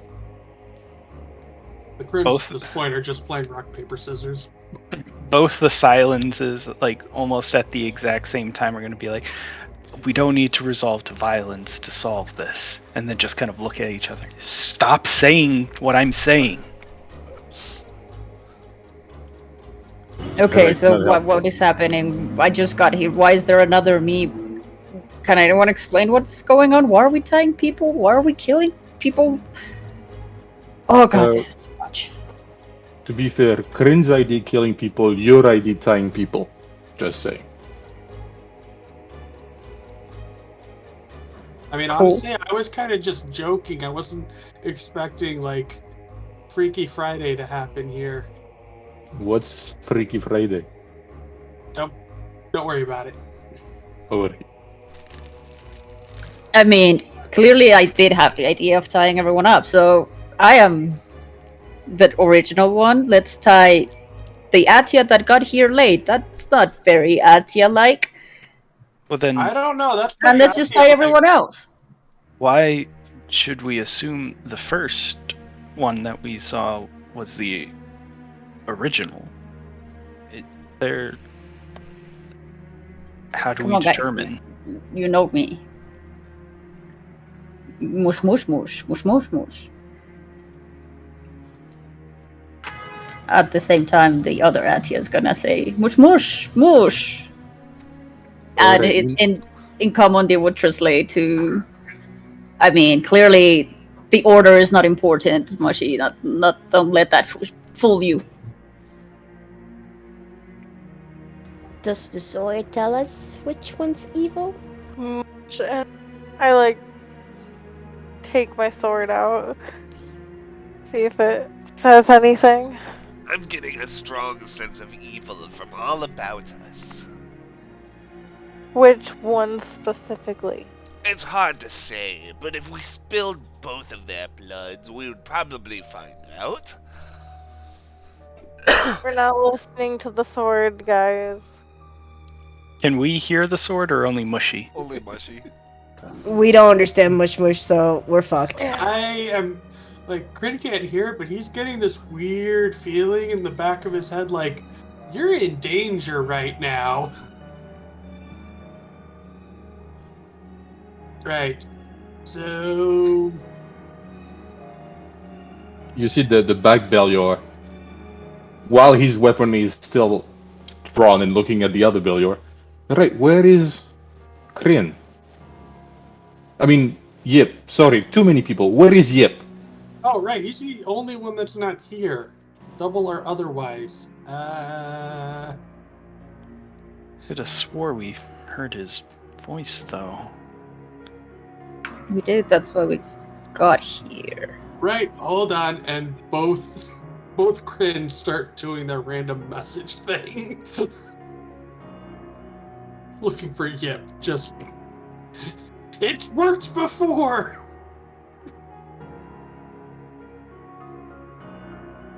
You do. Oh not wait, get these a are response. solid walls. Yeah, no, this actually wouldn't go through because these are solid walls. Okay, There must. right, I just say we all do rock, paper, scissors with our twin, and whoever wins is obviously the fake, because none of us would ever win at that game. What? You all have terrible luck, let's be honest. And like a, 1 in 3 chance victory thing, we would just lose. Okay. That. But doesn't- that's just chance. Like, I'm not gonna leave my life to chance. I know I am the original. You literally do that all the time. And the other one says the same Both at the same crins. time. Both crins say it at the same time, and both are giving you judgmental looks. Both the silence. Do we hear... Sorry, go ahead. I was saying both the silences are gonna agree with Ati and be like, it doesn't mean that whoever wins is the actual person. But one of them, after he says, well, I mean, could be beneficial. But one of us is evil. You know what? I just have like, you know what? This might work.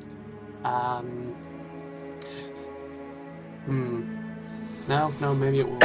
While everybody is talking, the Belior in the back is gonna transform into his wolf form, werewolf form. And he's going to cut himself and activate his Crimson Right while saying, see, look, I'm the real one. You know what? He's got you there. And while he does that, he's gonna point to the other Belior and say, I challenge you to do the same. Prove you're the real Belior. For a moment, the Belior in the middle looks perplexed, kind of looks around, and then he sucker punches Silence. Alright, give me a second here. Oh God. Which Silence, though? The one in the middle. Because it's the Got Belior it. in the middle, so that's the only one that's in his thing. So yeah, he gets to do an extra 3d6 damage with this attack. Does Well, a 21 doesn't hit you? Damn. A Jesus 21? Christ. Jesus Christ, yes. What's the point of having the armor class, Casey? Oh, I don't know. I forgot to put this public. My bad. But yeah, it is a 21, and then let me see how much damage you take. Hey, luckily for you, I rolled real Wow. low on the damage, so Thank God. 7, and then he got a 5 for the original d6. So that is 12 points of damage as he swings at you wildly. You realize now that as he swings, the sword that he was using kind of dissolves. It seems to have been nothing more than an illusion, as he's not really armed. But yeah, everybody go ahead and roll initiative. And that includes you, Yip, and you can do whatever you want. Hold on, let me get a, The one I rolled is for my Crimson Right that I just activated, so I lost shit. 1 HP. I'm sorry, it was gonna be fucked up. let me add you guys back in who have rolled already.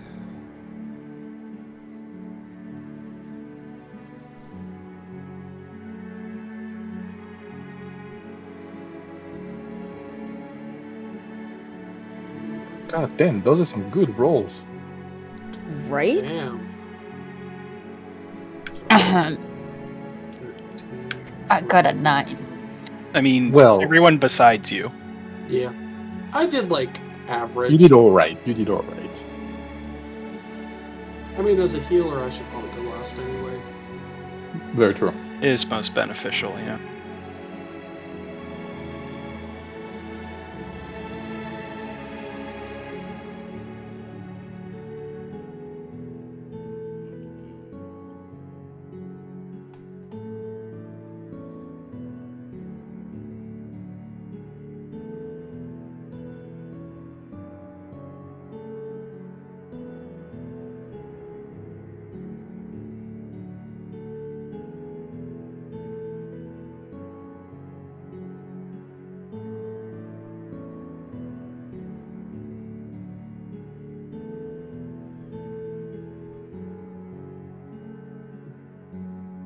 Alright, so Mushy, you are first up. You see Belior right here just fucking slam So silence. many turn orders.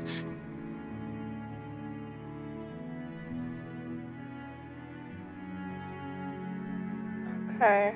I've just never done anything cool with doppelgangers before. I wanted to give it a shot. Yeah. What is this? That was nice.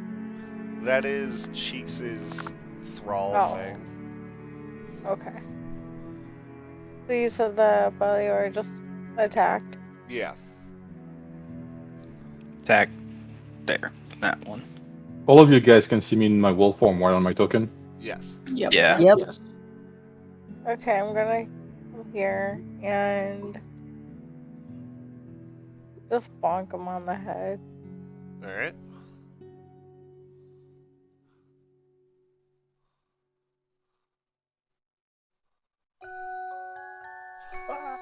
Let's see. But I don't want to like hurt him. You I swing don't- towards him, but he just ducks I out of can't. the way. Okay. I don't think I'm on the turn order. I rolled a 19 even.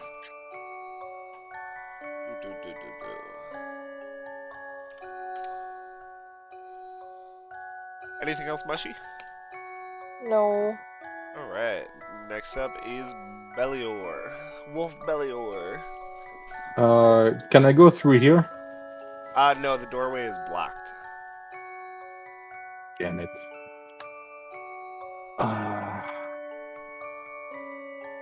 And that's the only pathway to go into the bigger room, right?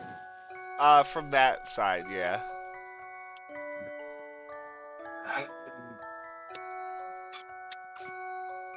I'm gonna just take my Goliath sling and try to hit the Belior right here. You don't really have a good shot through the doorway with silenced damn in the it, way of it silence. being a pretty small door. You do have a silence that was hit by a Belior that is not you. I know, but I don't know which one is the real silence.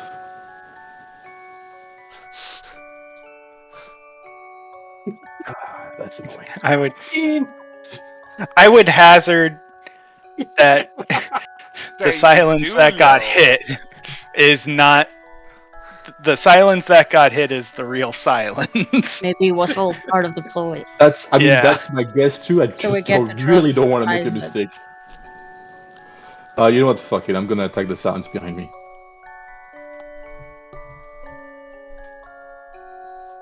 You have chosen wisely.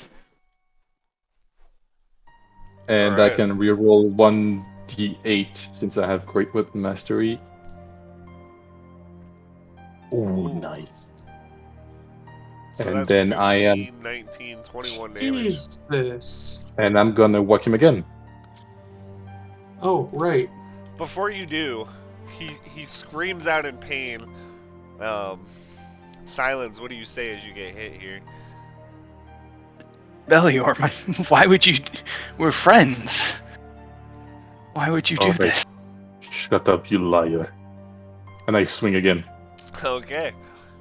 For 15, 18, 21 damage again. Silence looks like he's about to die at your feet. At that moment, Belior is thinking, oh shit, maybe I made a mistake. And that's the end of my turn.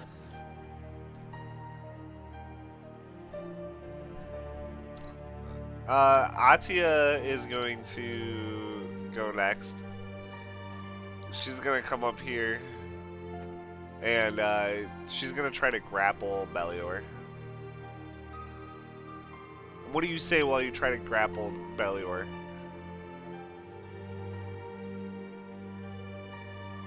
Stop. I mean, we know that we're not sure. I mean, well, yes, we are sure. Okay, let's just tie him up and we'll ask questions later. So Belior in the middle is struggling as Atia grabs him. He's gonna try to break free of the grapple, which he does not, as Atia holds tight. Go ahead, Yip.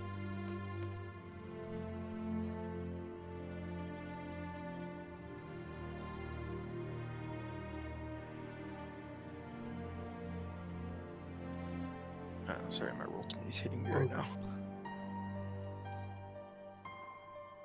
Oh god, I just zoomed out. This map's big.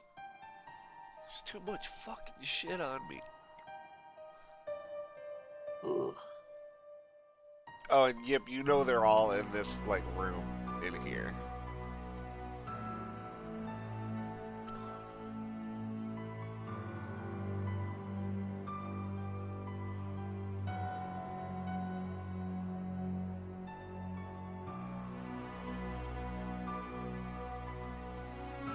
You guys all see Yip come into the room for a moment and then leave. Yep. Sounds about right. Yep. God damn it. Guys. Why do you have so many hit points? And he'll cast Toll the Dead on the Atia. Alright. Yep.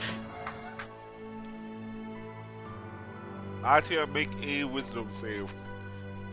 Wait, what?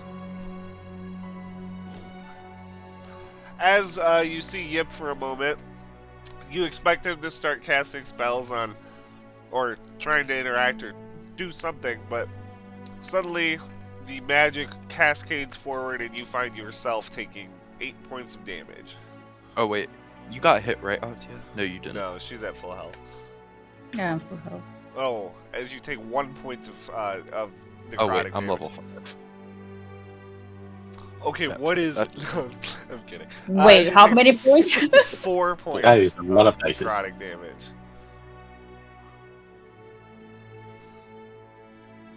And that's his turn. Alright. Next up is So Cheeks. 12 total.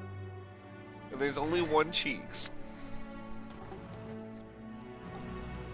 Oh, and I'm still not sure. I mean, you know who the real Belior is at this point. I'm gonna send my Gorger towards them. Can he fit through here? Through... like between Mushy and Kryn? Mm-hmm. Yeah. And he's gonna attack.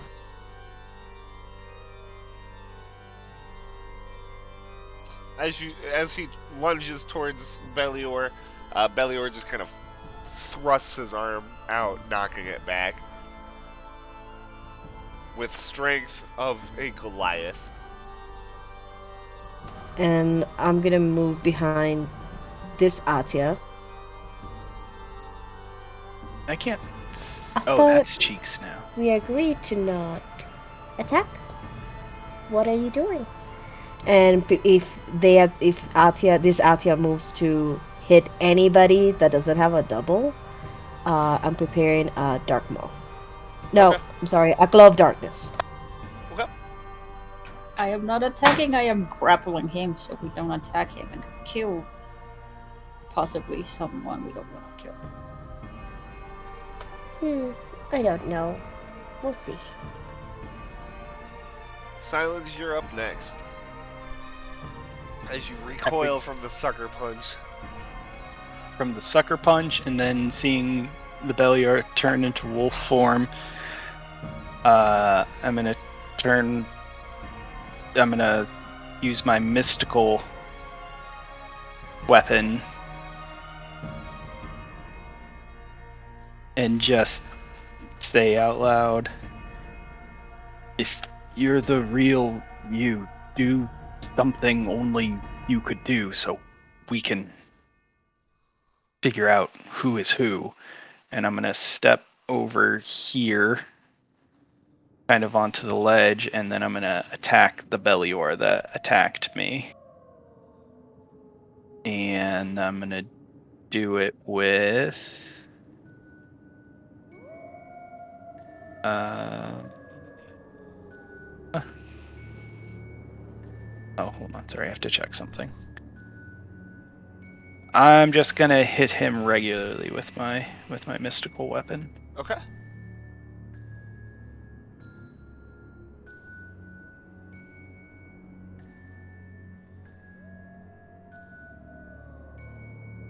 That probably doesn't hit.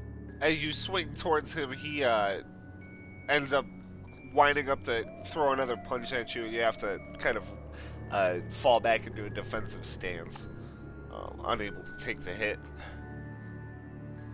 But I'm gonna make sure my mystical weapon is visible and different from everyone. Is it the same cold iron thing, or oh boy, yep.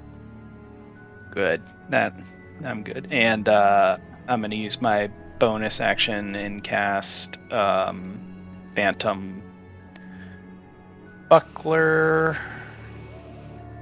Force Buckler. I mean, sorry. And I'll do that, and then raise up like a shield of arcane sigils and stuff. All right. Next up is Kryn, who, seeing all this chaos, is gonna run the fuck away. What does Kryn say when he's running the fuck away, Mike? Fuck this him out! Sounds about right. Yep. I don't think Kryn would abandon us. Not the real Kryn.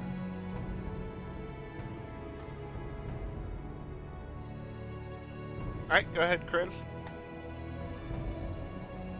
Wait a minute. I know how to prove I'm the right Kryn. Unless these doppelgangers have, slippers of spider climbing. I'm gonna walk on the walls. How high is the ceiling? Like 15 feet.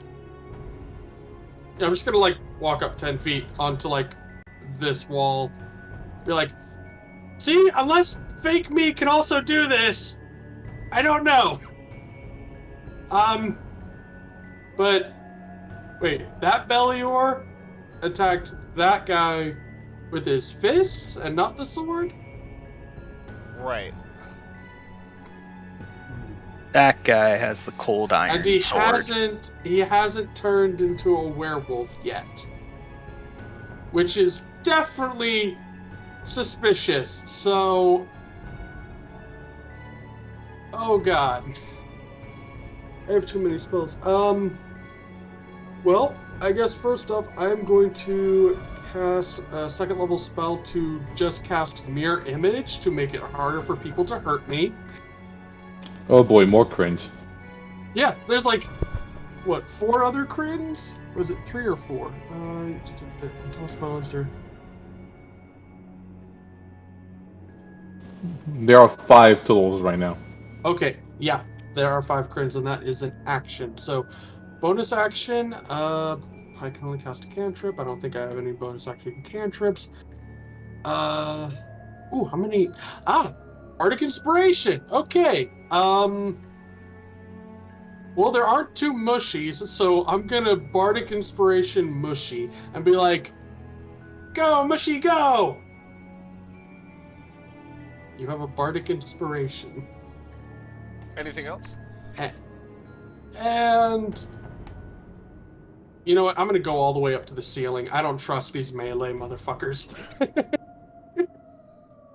All right. So Crit is now on the ceiling, Sounds good. and that's it. Next up is Silence, who kind of falling back from Belior's relentless assault, bleeding profusely and looking close to death, is going to disengage. And what does Silence say as he retreats? We're friends, Belior. It didn't need to come to this. We can work this out. Then come back, we'll work things out just fine. Never harmed you. Gonna start running.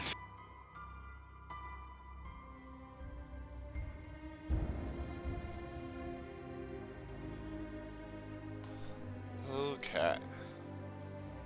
And Atia, you're next. Tia's gonna look at Yip. Be like, Yip, what are you doing? Just come inside.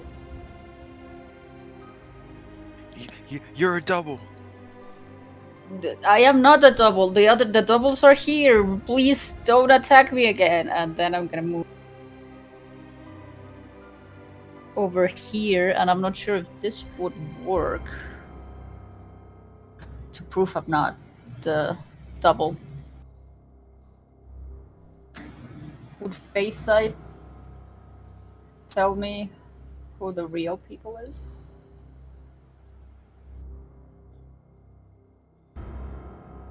Disguise themselves. Ooh. Yeah, I think it would. Bring up the nature of doppelgangers. I think it would. So as I move into the middle of the room, I say to you, like, it's okay, I will recognize who are the doubles and do face sight right there. Okay. So you can tell that obviously the other Atia is a fake. The Belior that everybody's ganging up on is a fake. And those are the only two fakes that you can see in this room right now. But you can also see Yip out in the hallway, who is a fake. Who is a fake? He is a fake, yep. Oh. I turn to Mushi and say to Mushi in mushroom. Okay. Atia in front of me is fake, Belior is fake, Yip is fake. And then I look swiftly to Crin and Cheeks and repeat that. Oh, and Silence, I guess. Sorry, Silence, I didn't see you there. Okay. Belior is kinda too far, so I'm not screaming it. And I'm gonna attack myself. Oh no, I can't, because that was my action. Alright. Yep, that's it. Cool. So meanwhile, somewhere far away from here, the hammer comes down. And Yip, you raise the electric shield, thrown from your feet, blocking the attack just in time. You find yourself thrown onto the ground of the temple as this imposing figure, clad in armor, strides towards you, hammer clutched in his hand.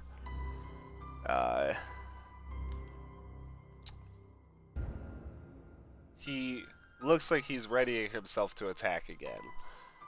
You can feel the power surging in you, though. What do you do? Fucking get some lightning in my hand and blast the motherfucker. Alright.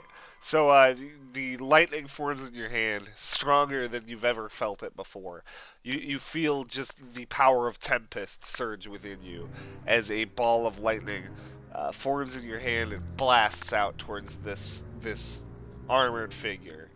You see him blasted back by it in the shoulder, stop for a moment, his shoulder seemingly dislocated, but then you hear a a snapping sound as it cracks back into place, and he hefts the hammer up and continues to stride towards you. The hammer comes down again. Again, blocked by a shield of lightning. Okay, Mushy, your turn. The switch. Alright, I'm gonna attack the belly or in front of me. 'Cause that's the fake one, right? That's what Yeah. Atia told you, if you believe Atia. I'm- If you believe that, Atia. You believe that, Atia?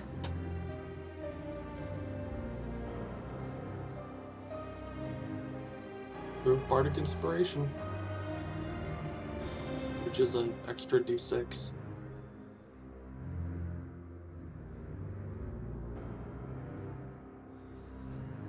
In a moment of hesitation, you think you're unsure if you should actually attack this belly or is it the real one? Is it the fake one?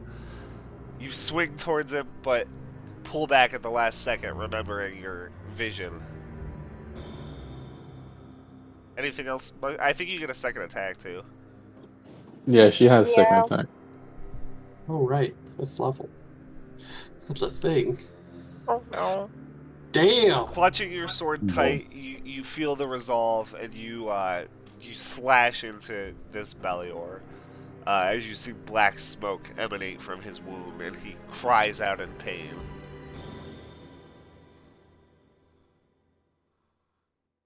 I think that one's a fake. I would agree. Yeah. Black smoke is Okay. weird. I don't think Bellior ever smoked before. Anything else, Mushy? No. Wolfman Bellior, you're up next. Yeah, I am going straight for fake Bellior. And I'm just gonna swing my sword, trying to end his miserable life.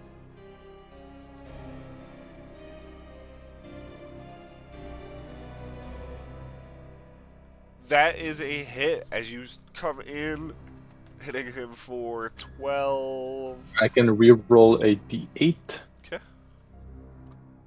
Never mind. Oh, Hitting him for 12. I think you have to take the second roll. Yeah, I take the one. Yeah, Yeah, so it's the one. 11, 15 damage as you hit him with your sword.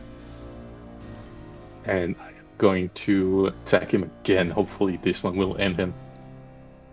Never mind. This time, as your sword comes towards him, he throws up an arm and deflects the attack.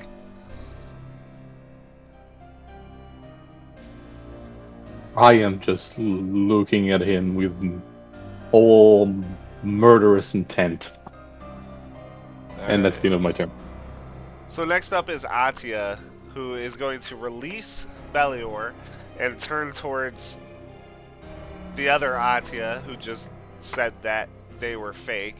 And what does she say? I am not the fake one. I am grappling belly or.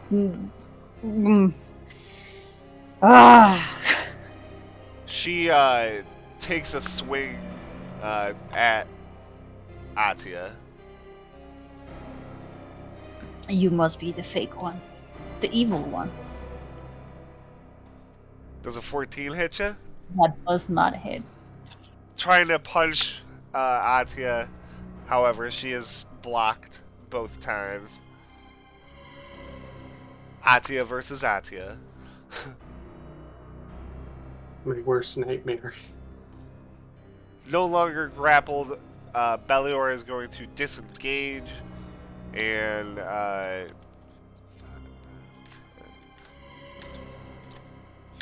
come over here. He doesn't look like he's retreating. He looks like he's repositioning as he puts his back to the wall and like kind of squares up, prepared to get attacked again. But you can see on his face he has a look of almost betrayal as he cries out to you guys, his friends. What does he say, Bellior? What the hell is wrong with you? I'm Bellior. I'm your friend. I help All of you, I saved you, Silence. This is how you repay me. I saved your life. That's pretty much it, yeah. Alright. Yep, you're up next.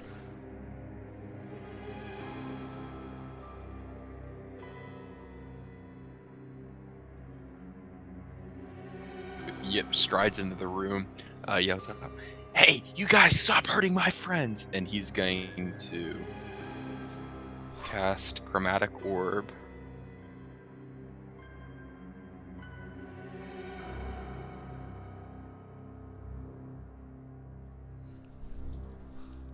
If it, does it. Who you shooting it at? Atia, but I'm gonna third level cast it and twin it. Ooh. Wow. It's okay, it's the doppelganger. I feel the love. Okay, my roll 20 is like seriously hitting me. It's probably because this map has a lot of fucking dynamic lighting lines.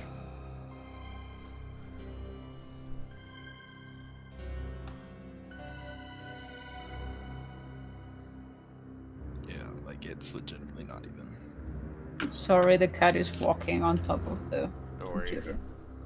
No worries to either of you. I'm having a great time. This is why I love this party, because this encounter would never work if you guys weren't into roleplay. Yeah. I've clicked Chromatic Orb like 20 times. Is Atia the is level dead. thing underneath your character sheet? I get that sometimes.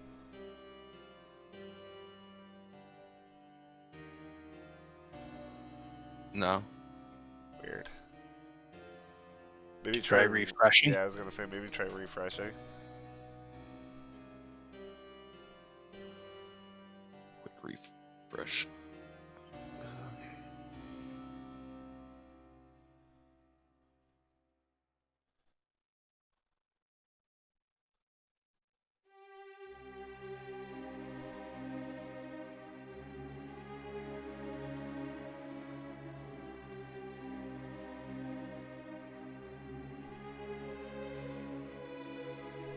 Take this opportunity to smoke a bowl.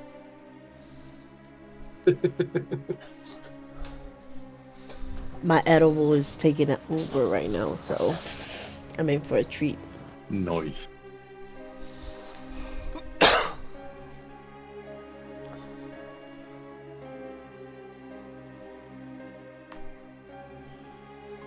Oh, it's good to get this campaign going again.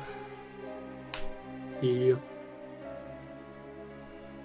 Oh. Been so long. For real. Sorry about that, guys. No, it's all good, You're man. fine. Take care of yourself.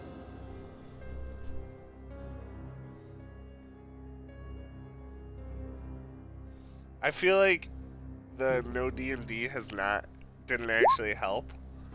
I felt I like get it.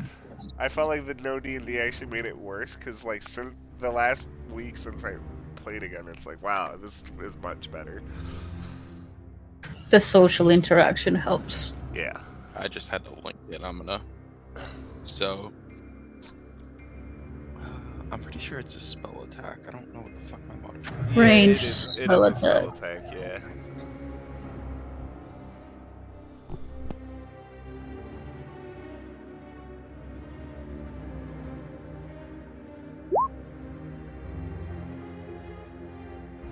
It's +5, so that's a 18 and a 19.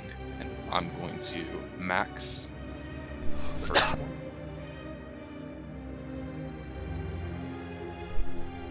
Ooh. So that's 5d8 maxed. Okay. So 64. Okay, for Or 54. No, 5d8 max would be 40. Yeah, plus the 14. That 14 is the Oh, that was second yeah, I hit. see it. So Yeah. the first attack hits you for 40 damage. The second attack hits you for another 25. So, Atia, as you turn around to see Yip striding into the room and shouting at you. He pulls back and unleashes 2 orbs of electricity right at you.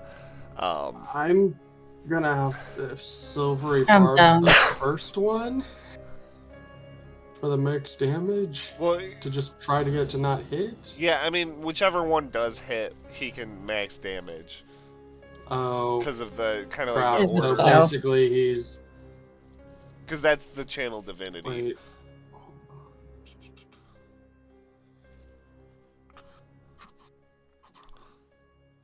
But like you can make one of them not hit if you silvery barbs and get it good. It's just whichever if one of them does hit, he can max damage it, is all I'm saying. So pretty much no matter what, she's gonna take the 40. But it's up to you if you want her to take the 25 or not.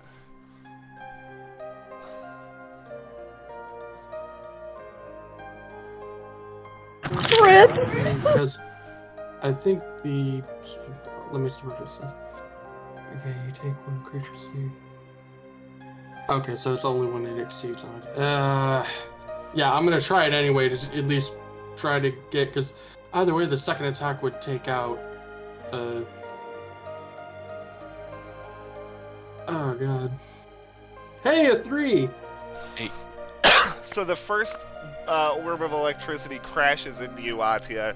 You feel your body lock up, almost getting completely knocked out by this one attack. And to your horror, you see a second ball of electricity surging towards you.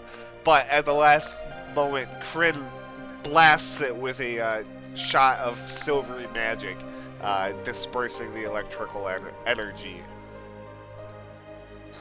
Thank you, Crit. Yep. Anything else, Yip? My friends. Yeah, that's my turn. Go ahead, Cheeks. Wolf pops to bite the person in front of me. Gonna bite the real Atia. He lunges forward and bites into Atia for 12. And then he moves back. Cheeks, what are you doing? I thought we were friends. Just abandon me again? I try to claw the person in front of me. Atia throws you back, blocking the attack. And I tell her, I mean, if you die, I can really bring you back either way. So, no losses. I swear, Shaky's so creepy. Alright. Next up is Silence.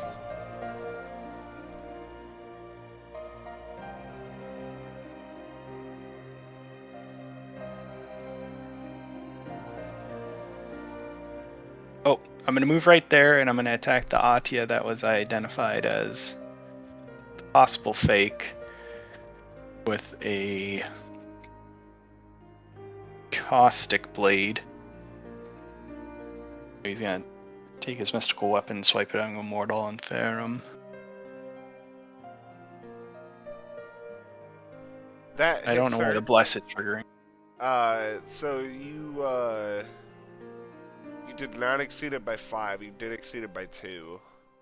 I don't know if Okay, so then it's just the 9 and the 8 and 2, so 19. Okay. She staggers back from the attack.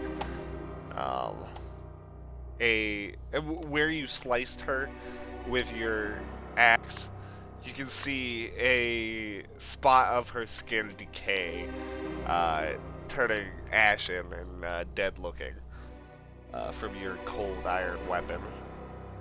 Silence, I knew you would attack me. What have I done to you? Silent, it will be all over soon. And I'm going to use my bonus action to cast my Force Buckler again and just kind of raise it up, a sigil of arcane, like bluish glowing sigils.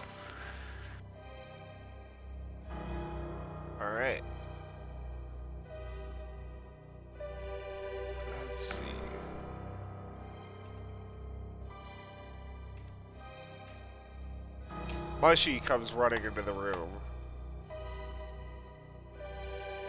Oh no. What Ah, does Mushy say in response to all this shit. chaos? Wait, that's the same direction that.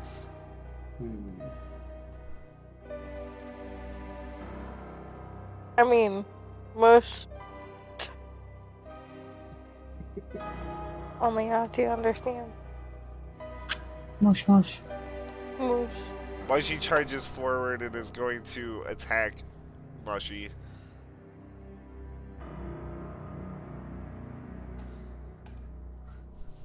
She hits Mushy for 8 damage. However, the second attack, Mushy is able to block.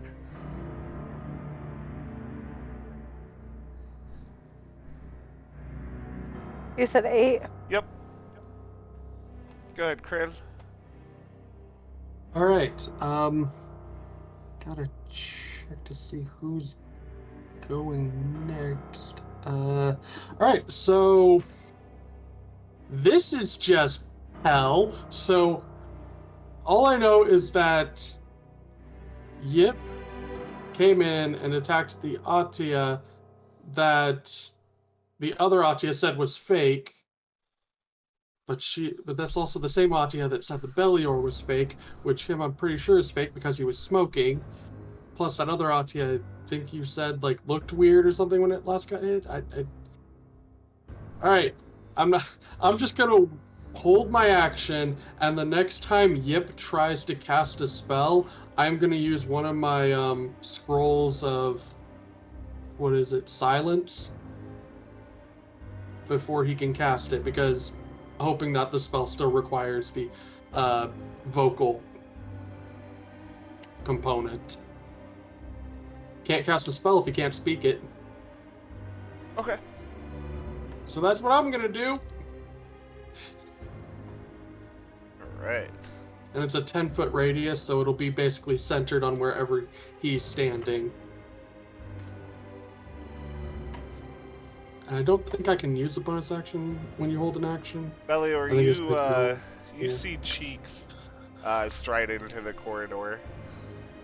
Cheeks, what do you say, seeing all this carnage, seeing your friends fighting each other?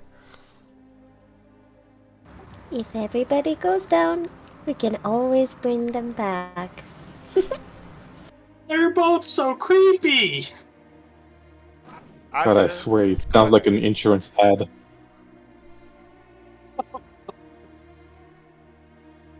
It's great insurance. You come back either way. Exactly, right? Okay.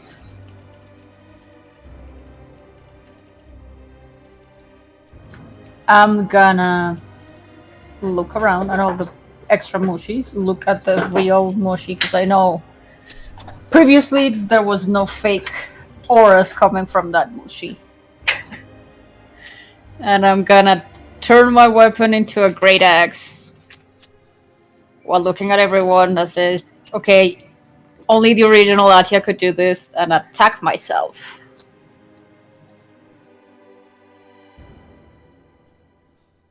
Alright. Damn. You, forming your, knight weapon into a great axe. Would you guys notice the other Atia Damn is it. conspicuously missing her signature weapon? Uh, you slice into the other Atia, hitting her for 10 points of damage. I seriously need to remember to give people the advantage thing from Silvery Barbs. I just remembered that now. It's been a whole fucking. Oh shit. In the future. Extra attack, I guess. Alright. Um, This time, as the Atia standing before you tries to plead with the people in the room to help her, you swing your axe around and with one sweep slice the head off the body. As she falls, the form of Atia loses cohesion, and you see a almost featureless body, stretched out features, um, the head, more or less just smooth, featureless, rolls away across the mirrored floor, leaving a pool of bluish blood. Anything else, Natia? Okay. So I guess that proves I'm the original, and that's it. Meanwhile, back in the chamber, in another place, yep, you continue to fight for your life as this armored figure strides towards you.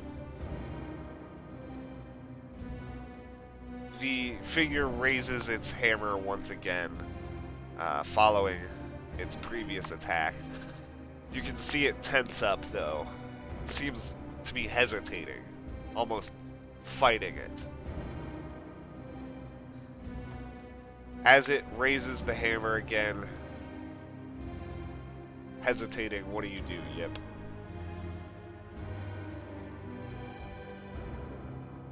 Well, like, regain my feet and kind of wait to see. I'm gonna, like, ready myself for another hammer blow.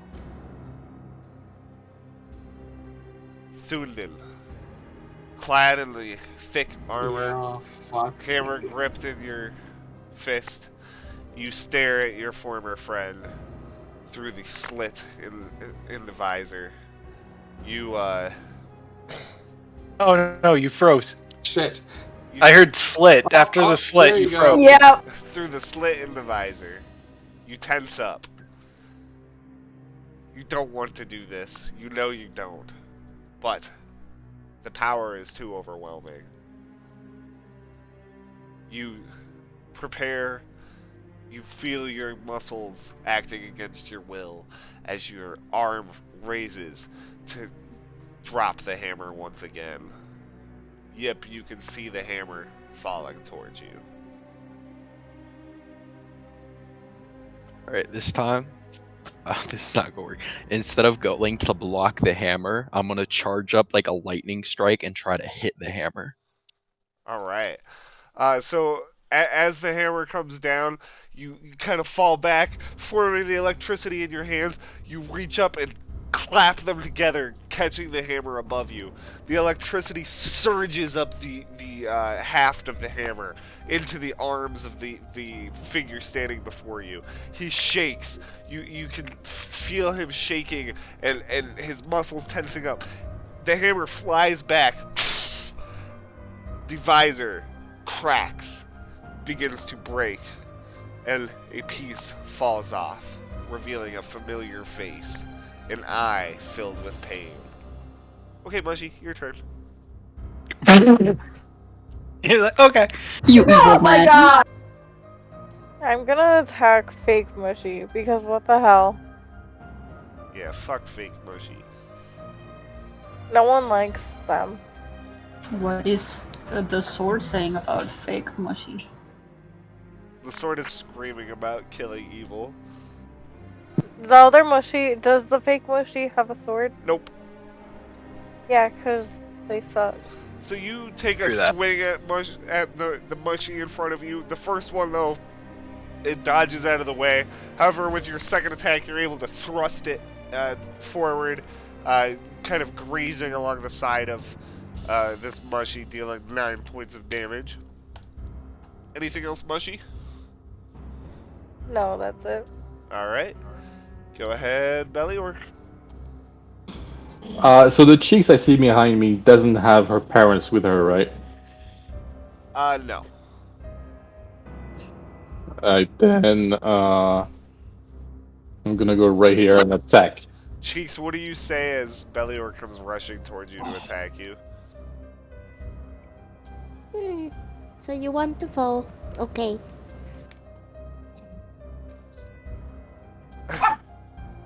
Damn.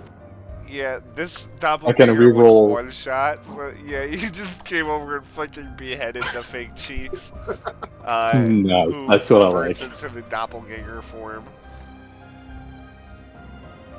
And I am gonna move back here, and yeah, this is for me right now. Alright. Looking around wildly, this Belior tenses up and then rushes forward. Let's see. He's gonna move through your space, yep, taking the extra movement, so 10, 15, 20, 25, 30 to get right up here. And he's gonna clobber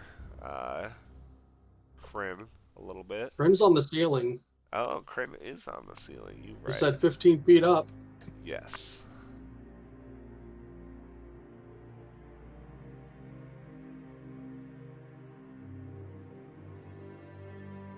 In that case, he's gonna go for Atia, who is looking pretty Yeah, that weak. makes sense.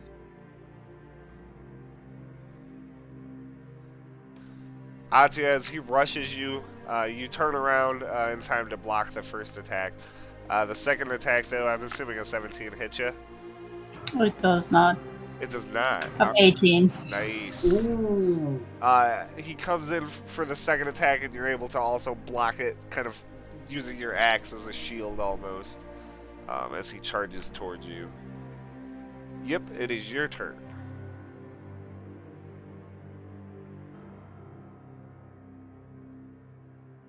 Yip's gonna move down there and try to cast Shock and Grasp on Atia.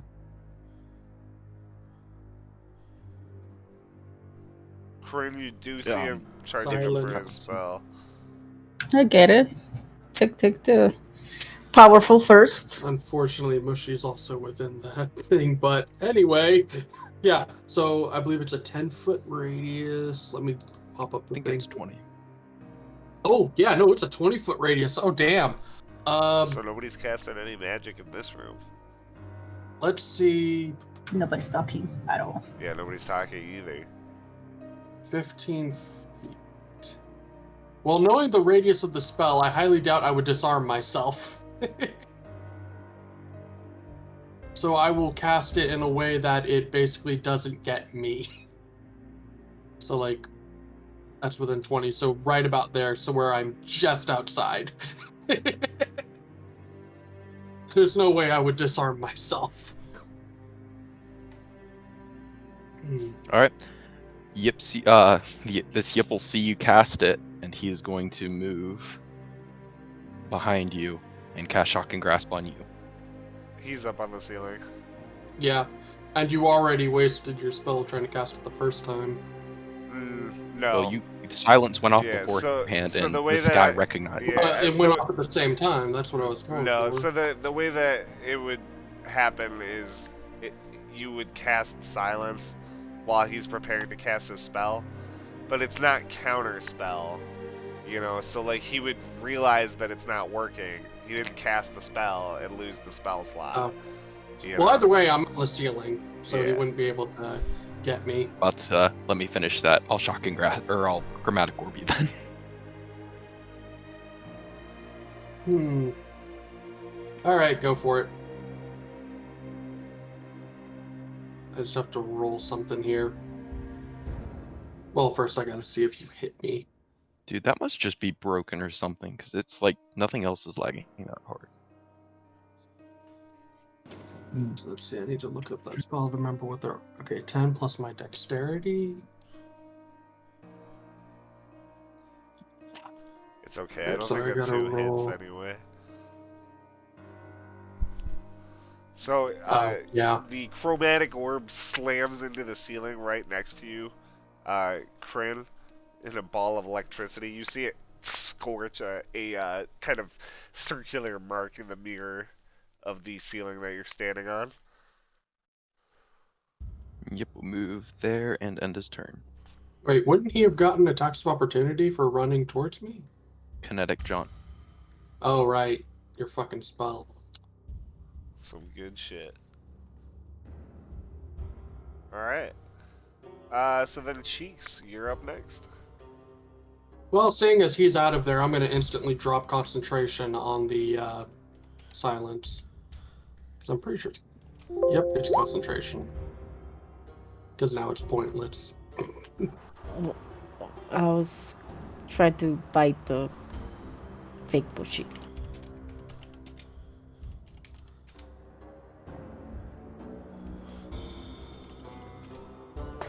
And since I can't do shit right now,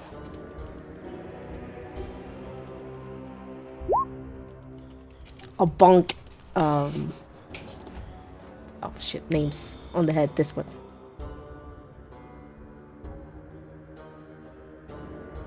On oh no, he dropped concentration on silence. Yeah, So so the silence if is you do want gone. to cast a spell, you can. Okay, never mind.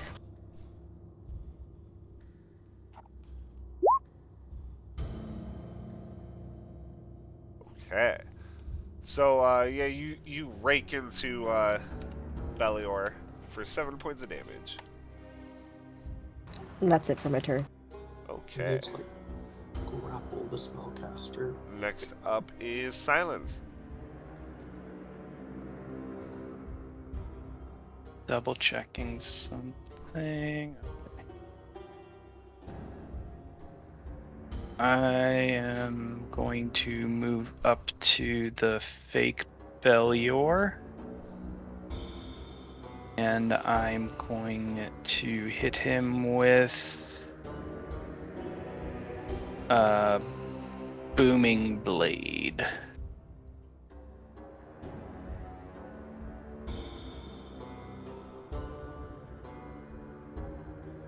You slice him in half.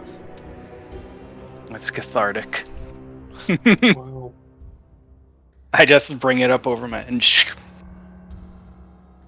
Explodes in thunder afterwards too. yeah. Splatter you guys with blue blood. Yep. And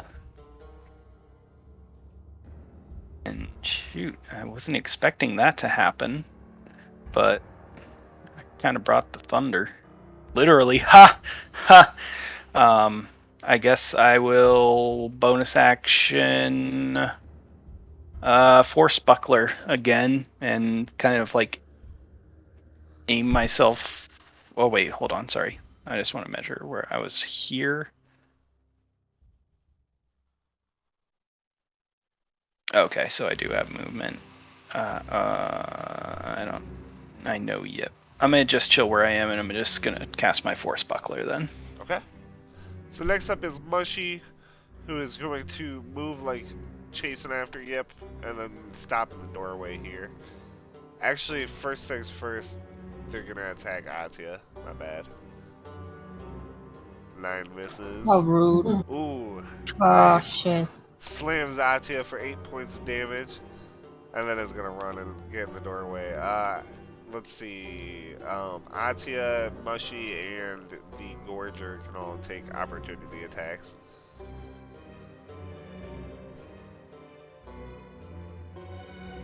Not Cheeks.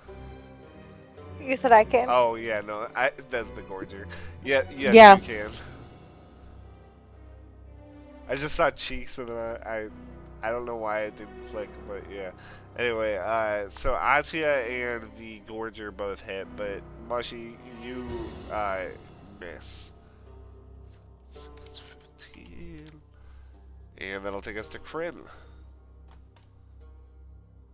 All right. So these two are in that hallway.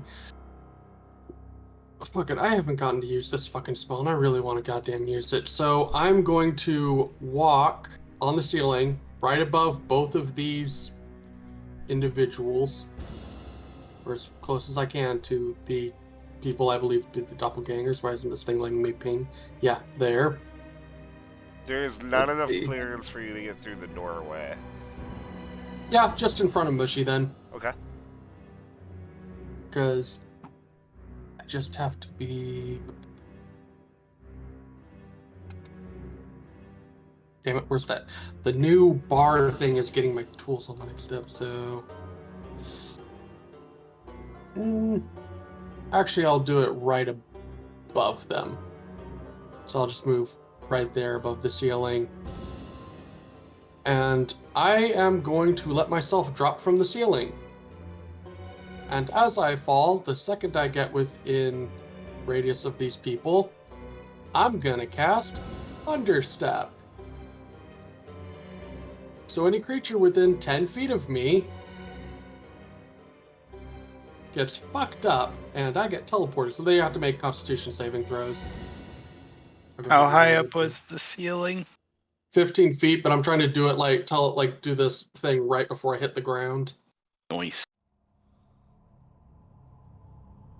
It does release a 300-foot thunder thing. Like, people within 300 feet can hear it. So, Oh, good. who knows? But this is going to be loud. Shit, let me see. Where's the dice? So that's 3D. Oh, wait, I have it on my sheet. I should. Thunderstep, there it is. Aw, only 12 damage, but... You actually already So- rolled it. It was 15. Oh, I did? Yeah, it was 15 damage. Where? It's above. Does it work where I through a looked. wall? Because right now I have full. Oh, okay. You had put. I thought the thing you had put in a thunder damage was my spell that I didn't see.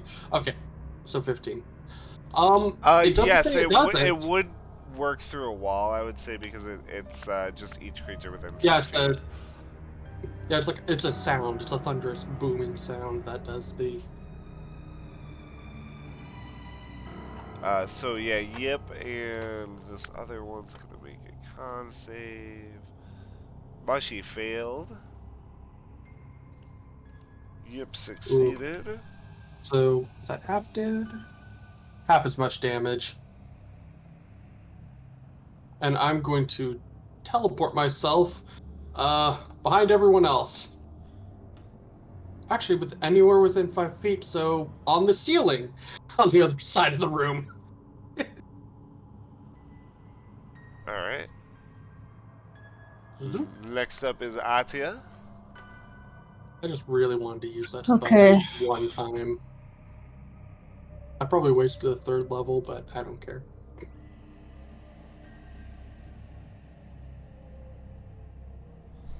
If I'm over here, can I still touch fake Mushi? Yes. Great, so I'm gonna use 2 of my Queen's Command dice to try and steal life from fake Mushi. And it's a charisma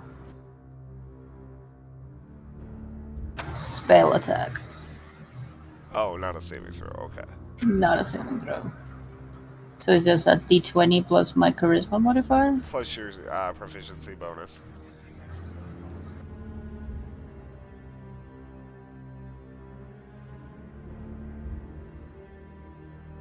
That hits. Okay, cool. And I'll regain 18 points of health then. And Mushy just kind of disintegrates. Nice.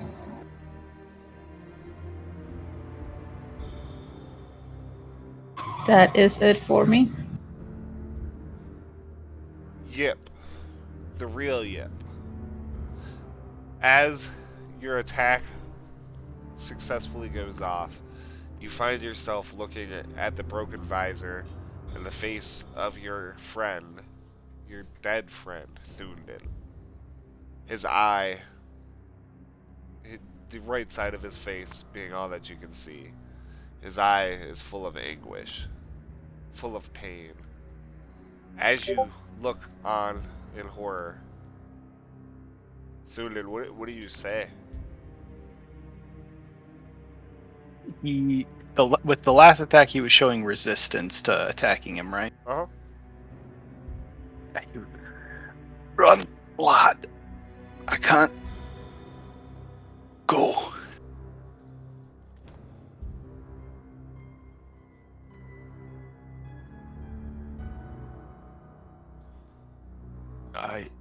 I wish I could, Belior.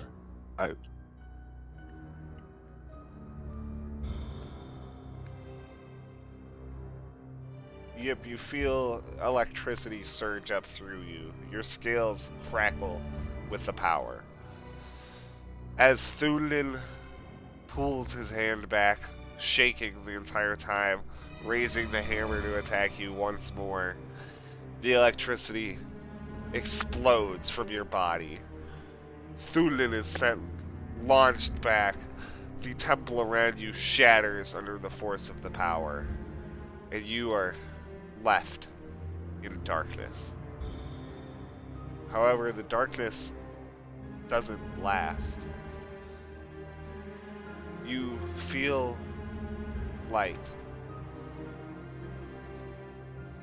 You're not in the temple any longer. You don't hear the sounds of torchlights. You don't feel the heat of the power of Thunden Light's champion. You feel yourself sitting on a cold stone ground. All around you, you can hear the sounds of nature. Birds chirping, insects. It's cold. Your eyes open. You find yourself sitting in a shaft of moonlight upon a stone pedestal of sorts. As you get your bearings, you realize that you are sitting in front of a great temple that sits at the heart of the maze. From you, you see something, you feel an energy crackle, and then you hear one last thing. It is in your hands now, vessel. Find me. Claim me. Before the voice goes silent, you feel a crackle of energy as a beam of electricity shoots out from you, twisting its way through the maze.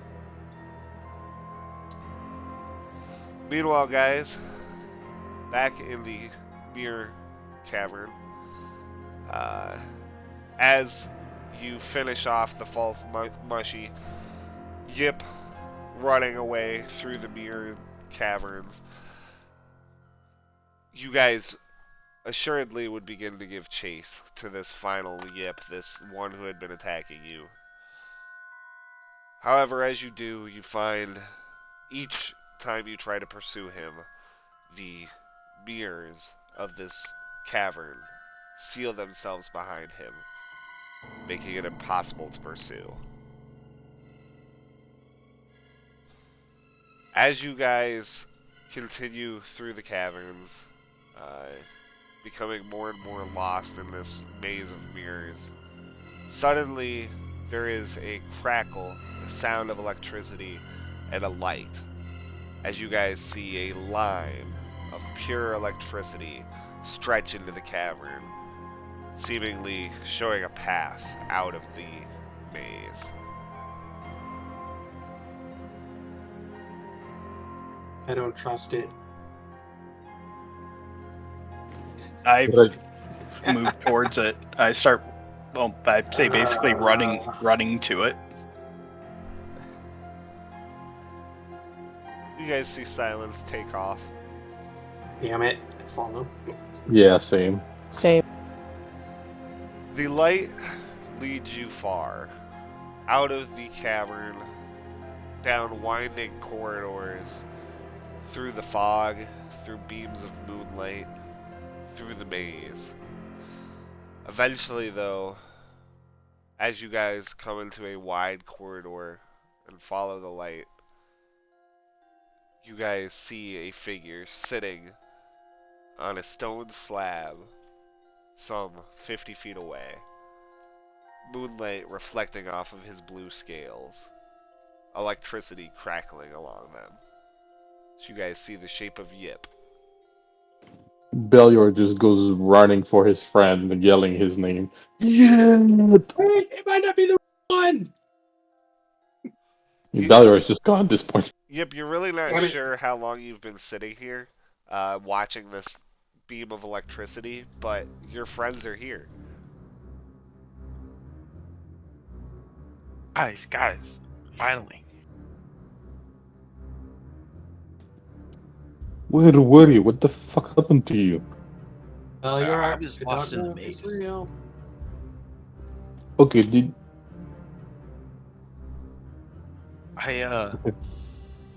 I saw some weird stuff, but yeah, I found the temple thing. Earlier, I think you broke up there. Behind Yip, you do indeed see the temple, which is the sacred Torum, the heart of the maze.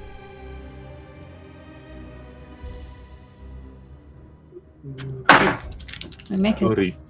So How do you know you're the real Crane? I mean, yet, god damn it, I swear, so many people in that room. are you the real Belior? We've already established I'm already the real Belial. I'm still in my wolf form, by the way. Yeah, weren't you Unless the it's been one over an that? hour. Weren't you the one that like told us he was the real one? Yes, I'm trying to mess with Belior because he doesn't remember the names of his Oh. party members. Right. Well, I just. How do we know you're Yip?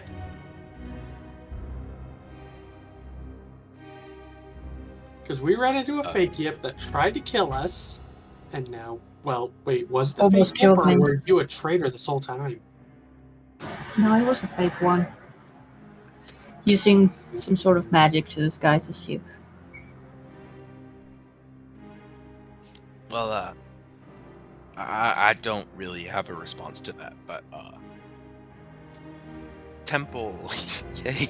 Wait, I know a way of telling if he's real. And I do like a whole fist salute thing and say, Storm Scale, and see if he cringes. He visibly cringes. Yep, okay, he's the real one. Alright, so, well, let's go to temple, finish this thing, and get out of this maze. Yep. As you guys turn to face the temple, facing West. the large marble steps in the front, you can sense a strong unease coming from within, a sense of foreboding. And that is where we're going to end it tonight. I was thinking that maybe Alex was gonna say, oh, and then you see the temple, it's right there, but then he moves away. Yes. We're nowhere near done with the maze. 7 more sessions, motherfucker. Oh, God. Holy That was shit. that was pretty awesome. That was a pretty great Yeah. session. That was nice. That was pretty awesome.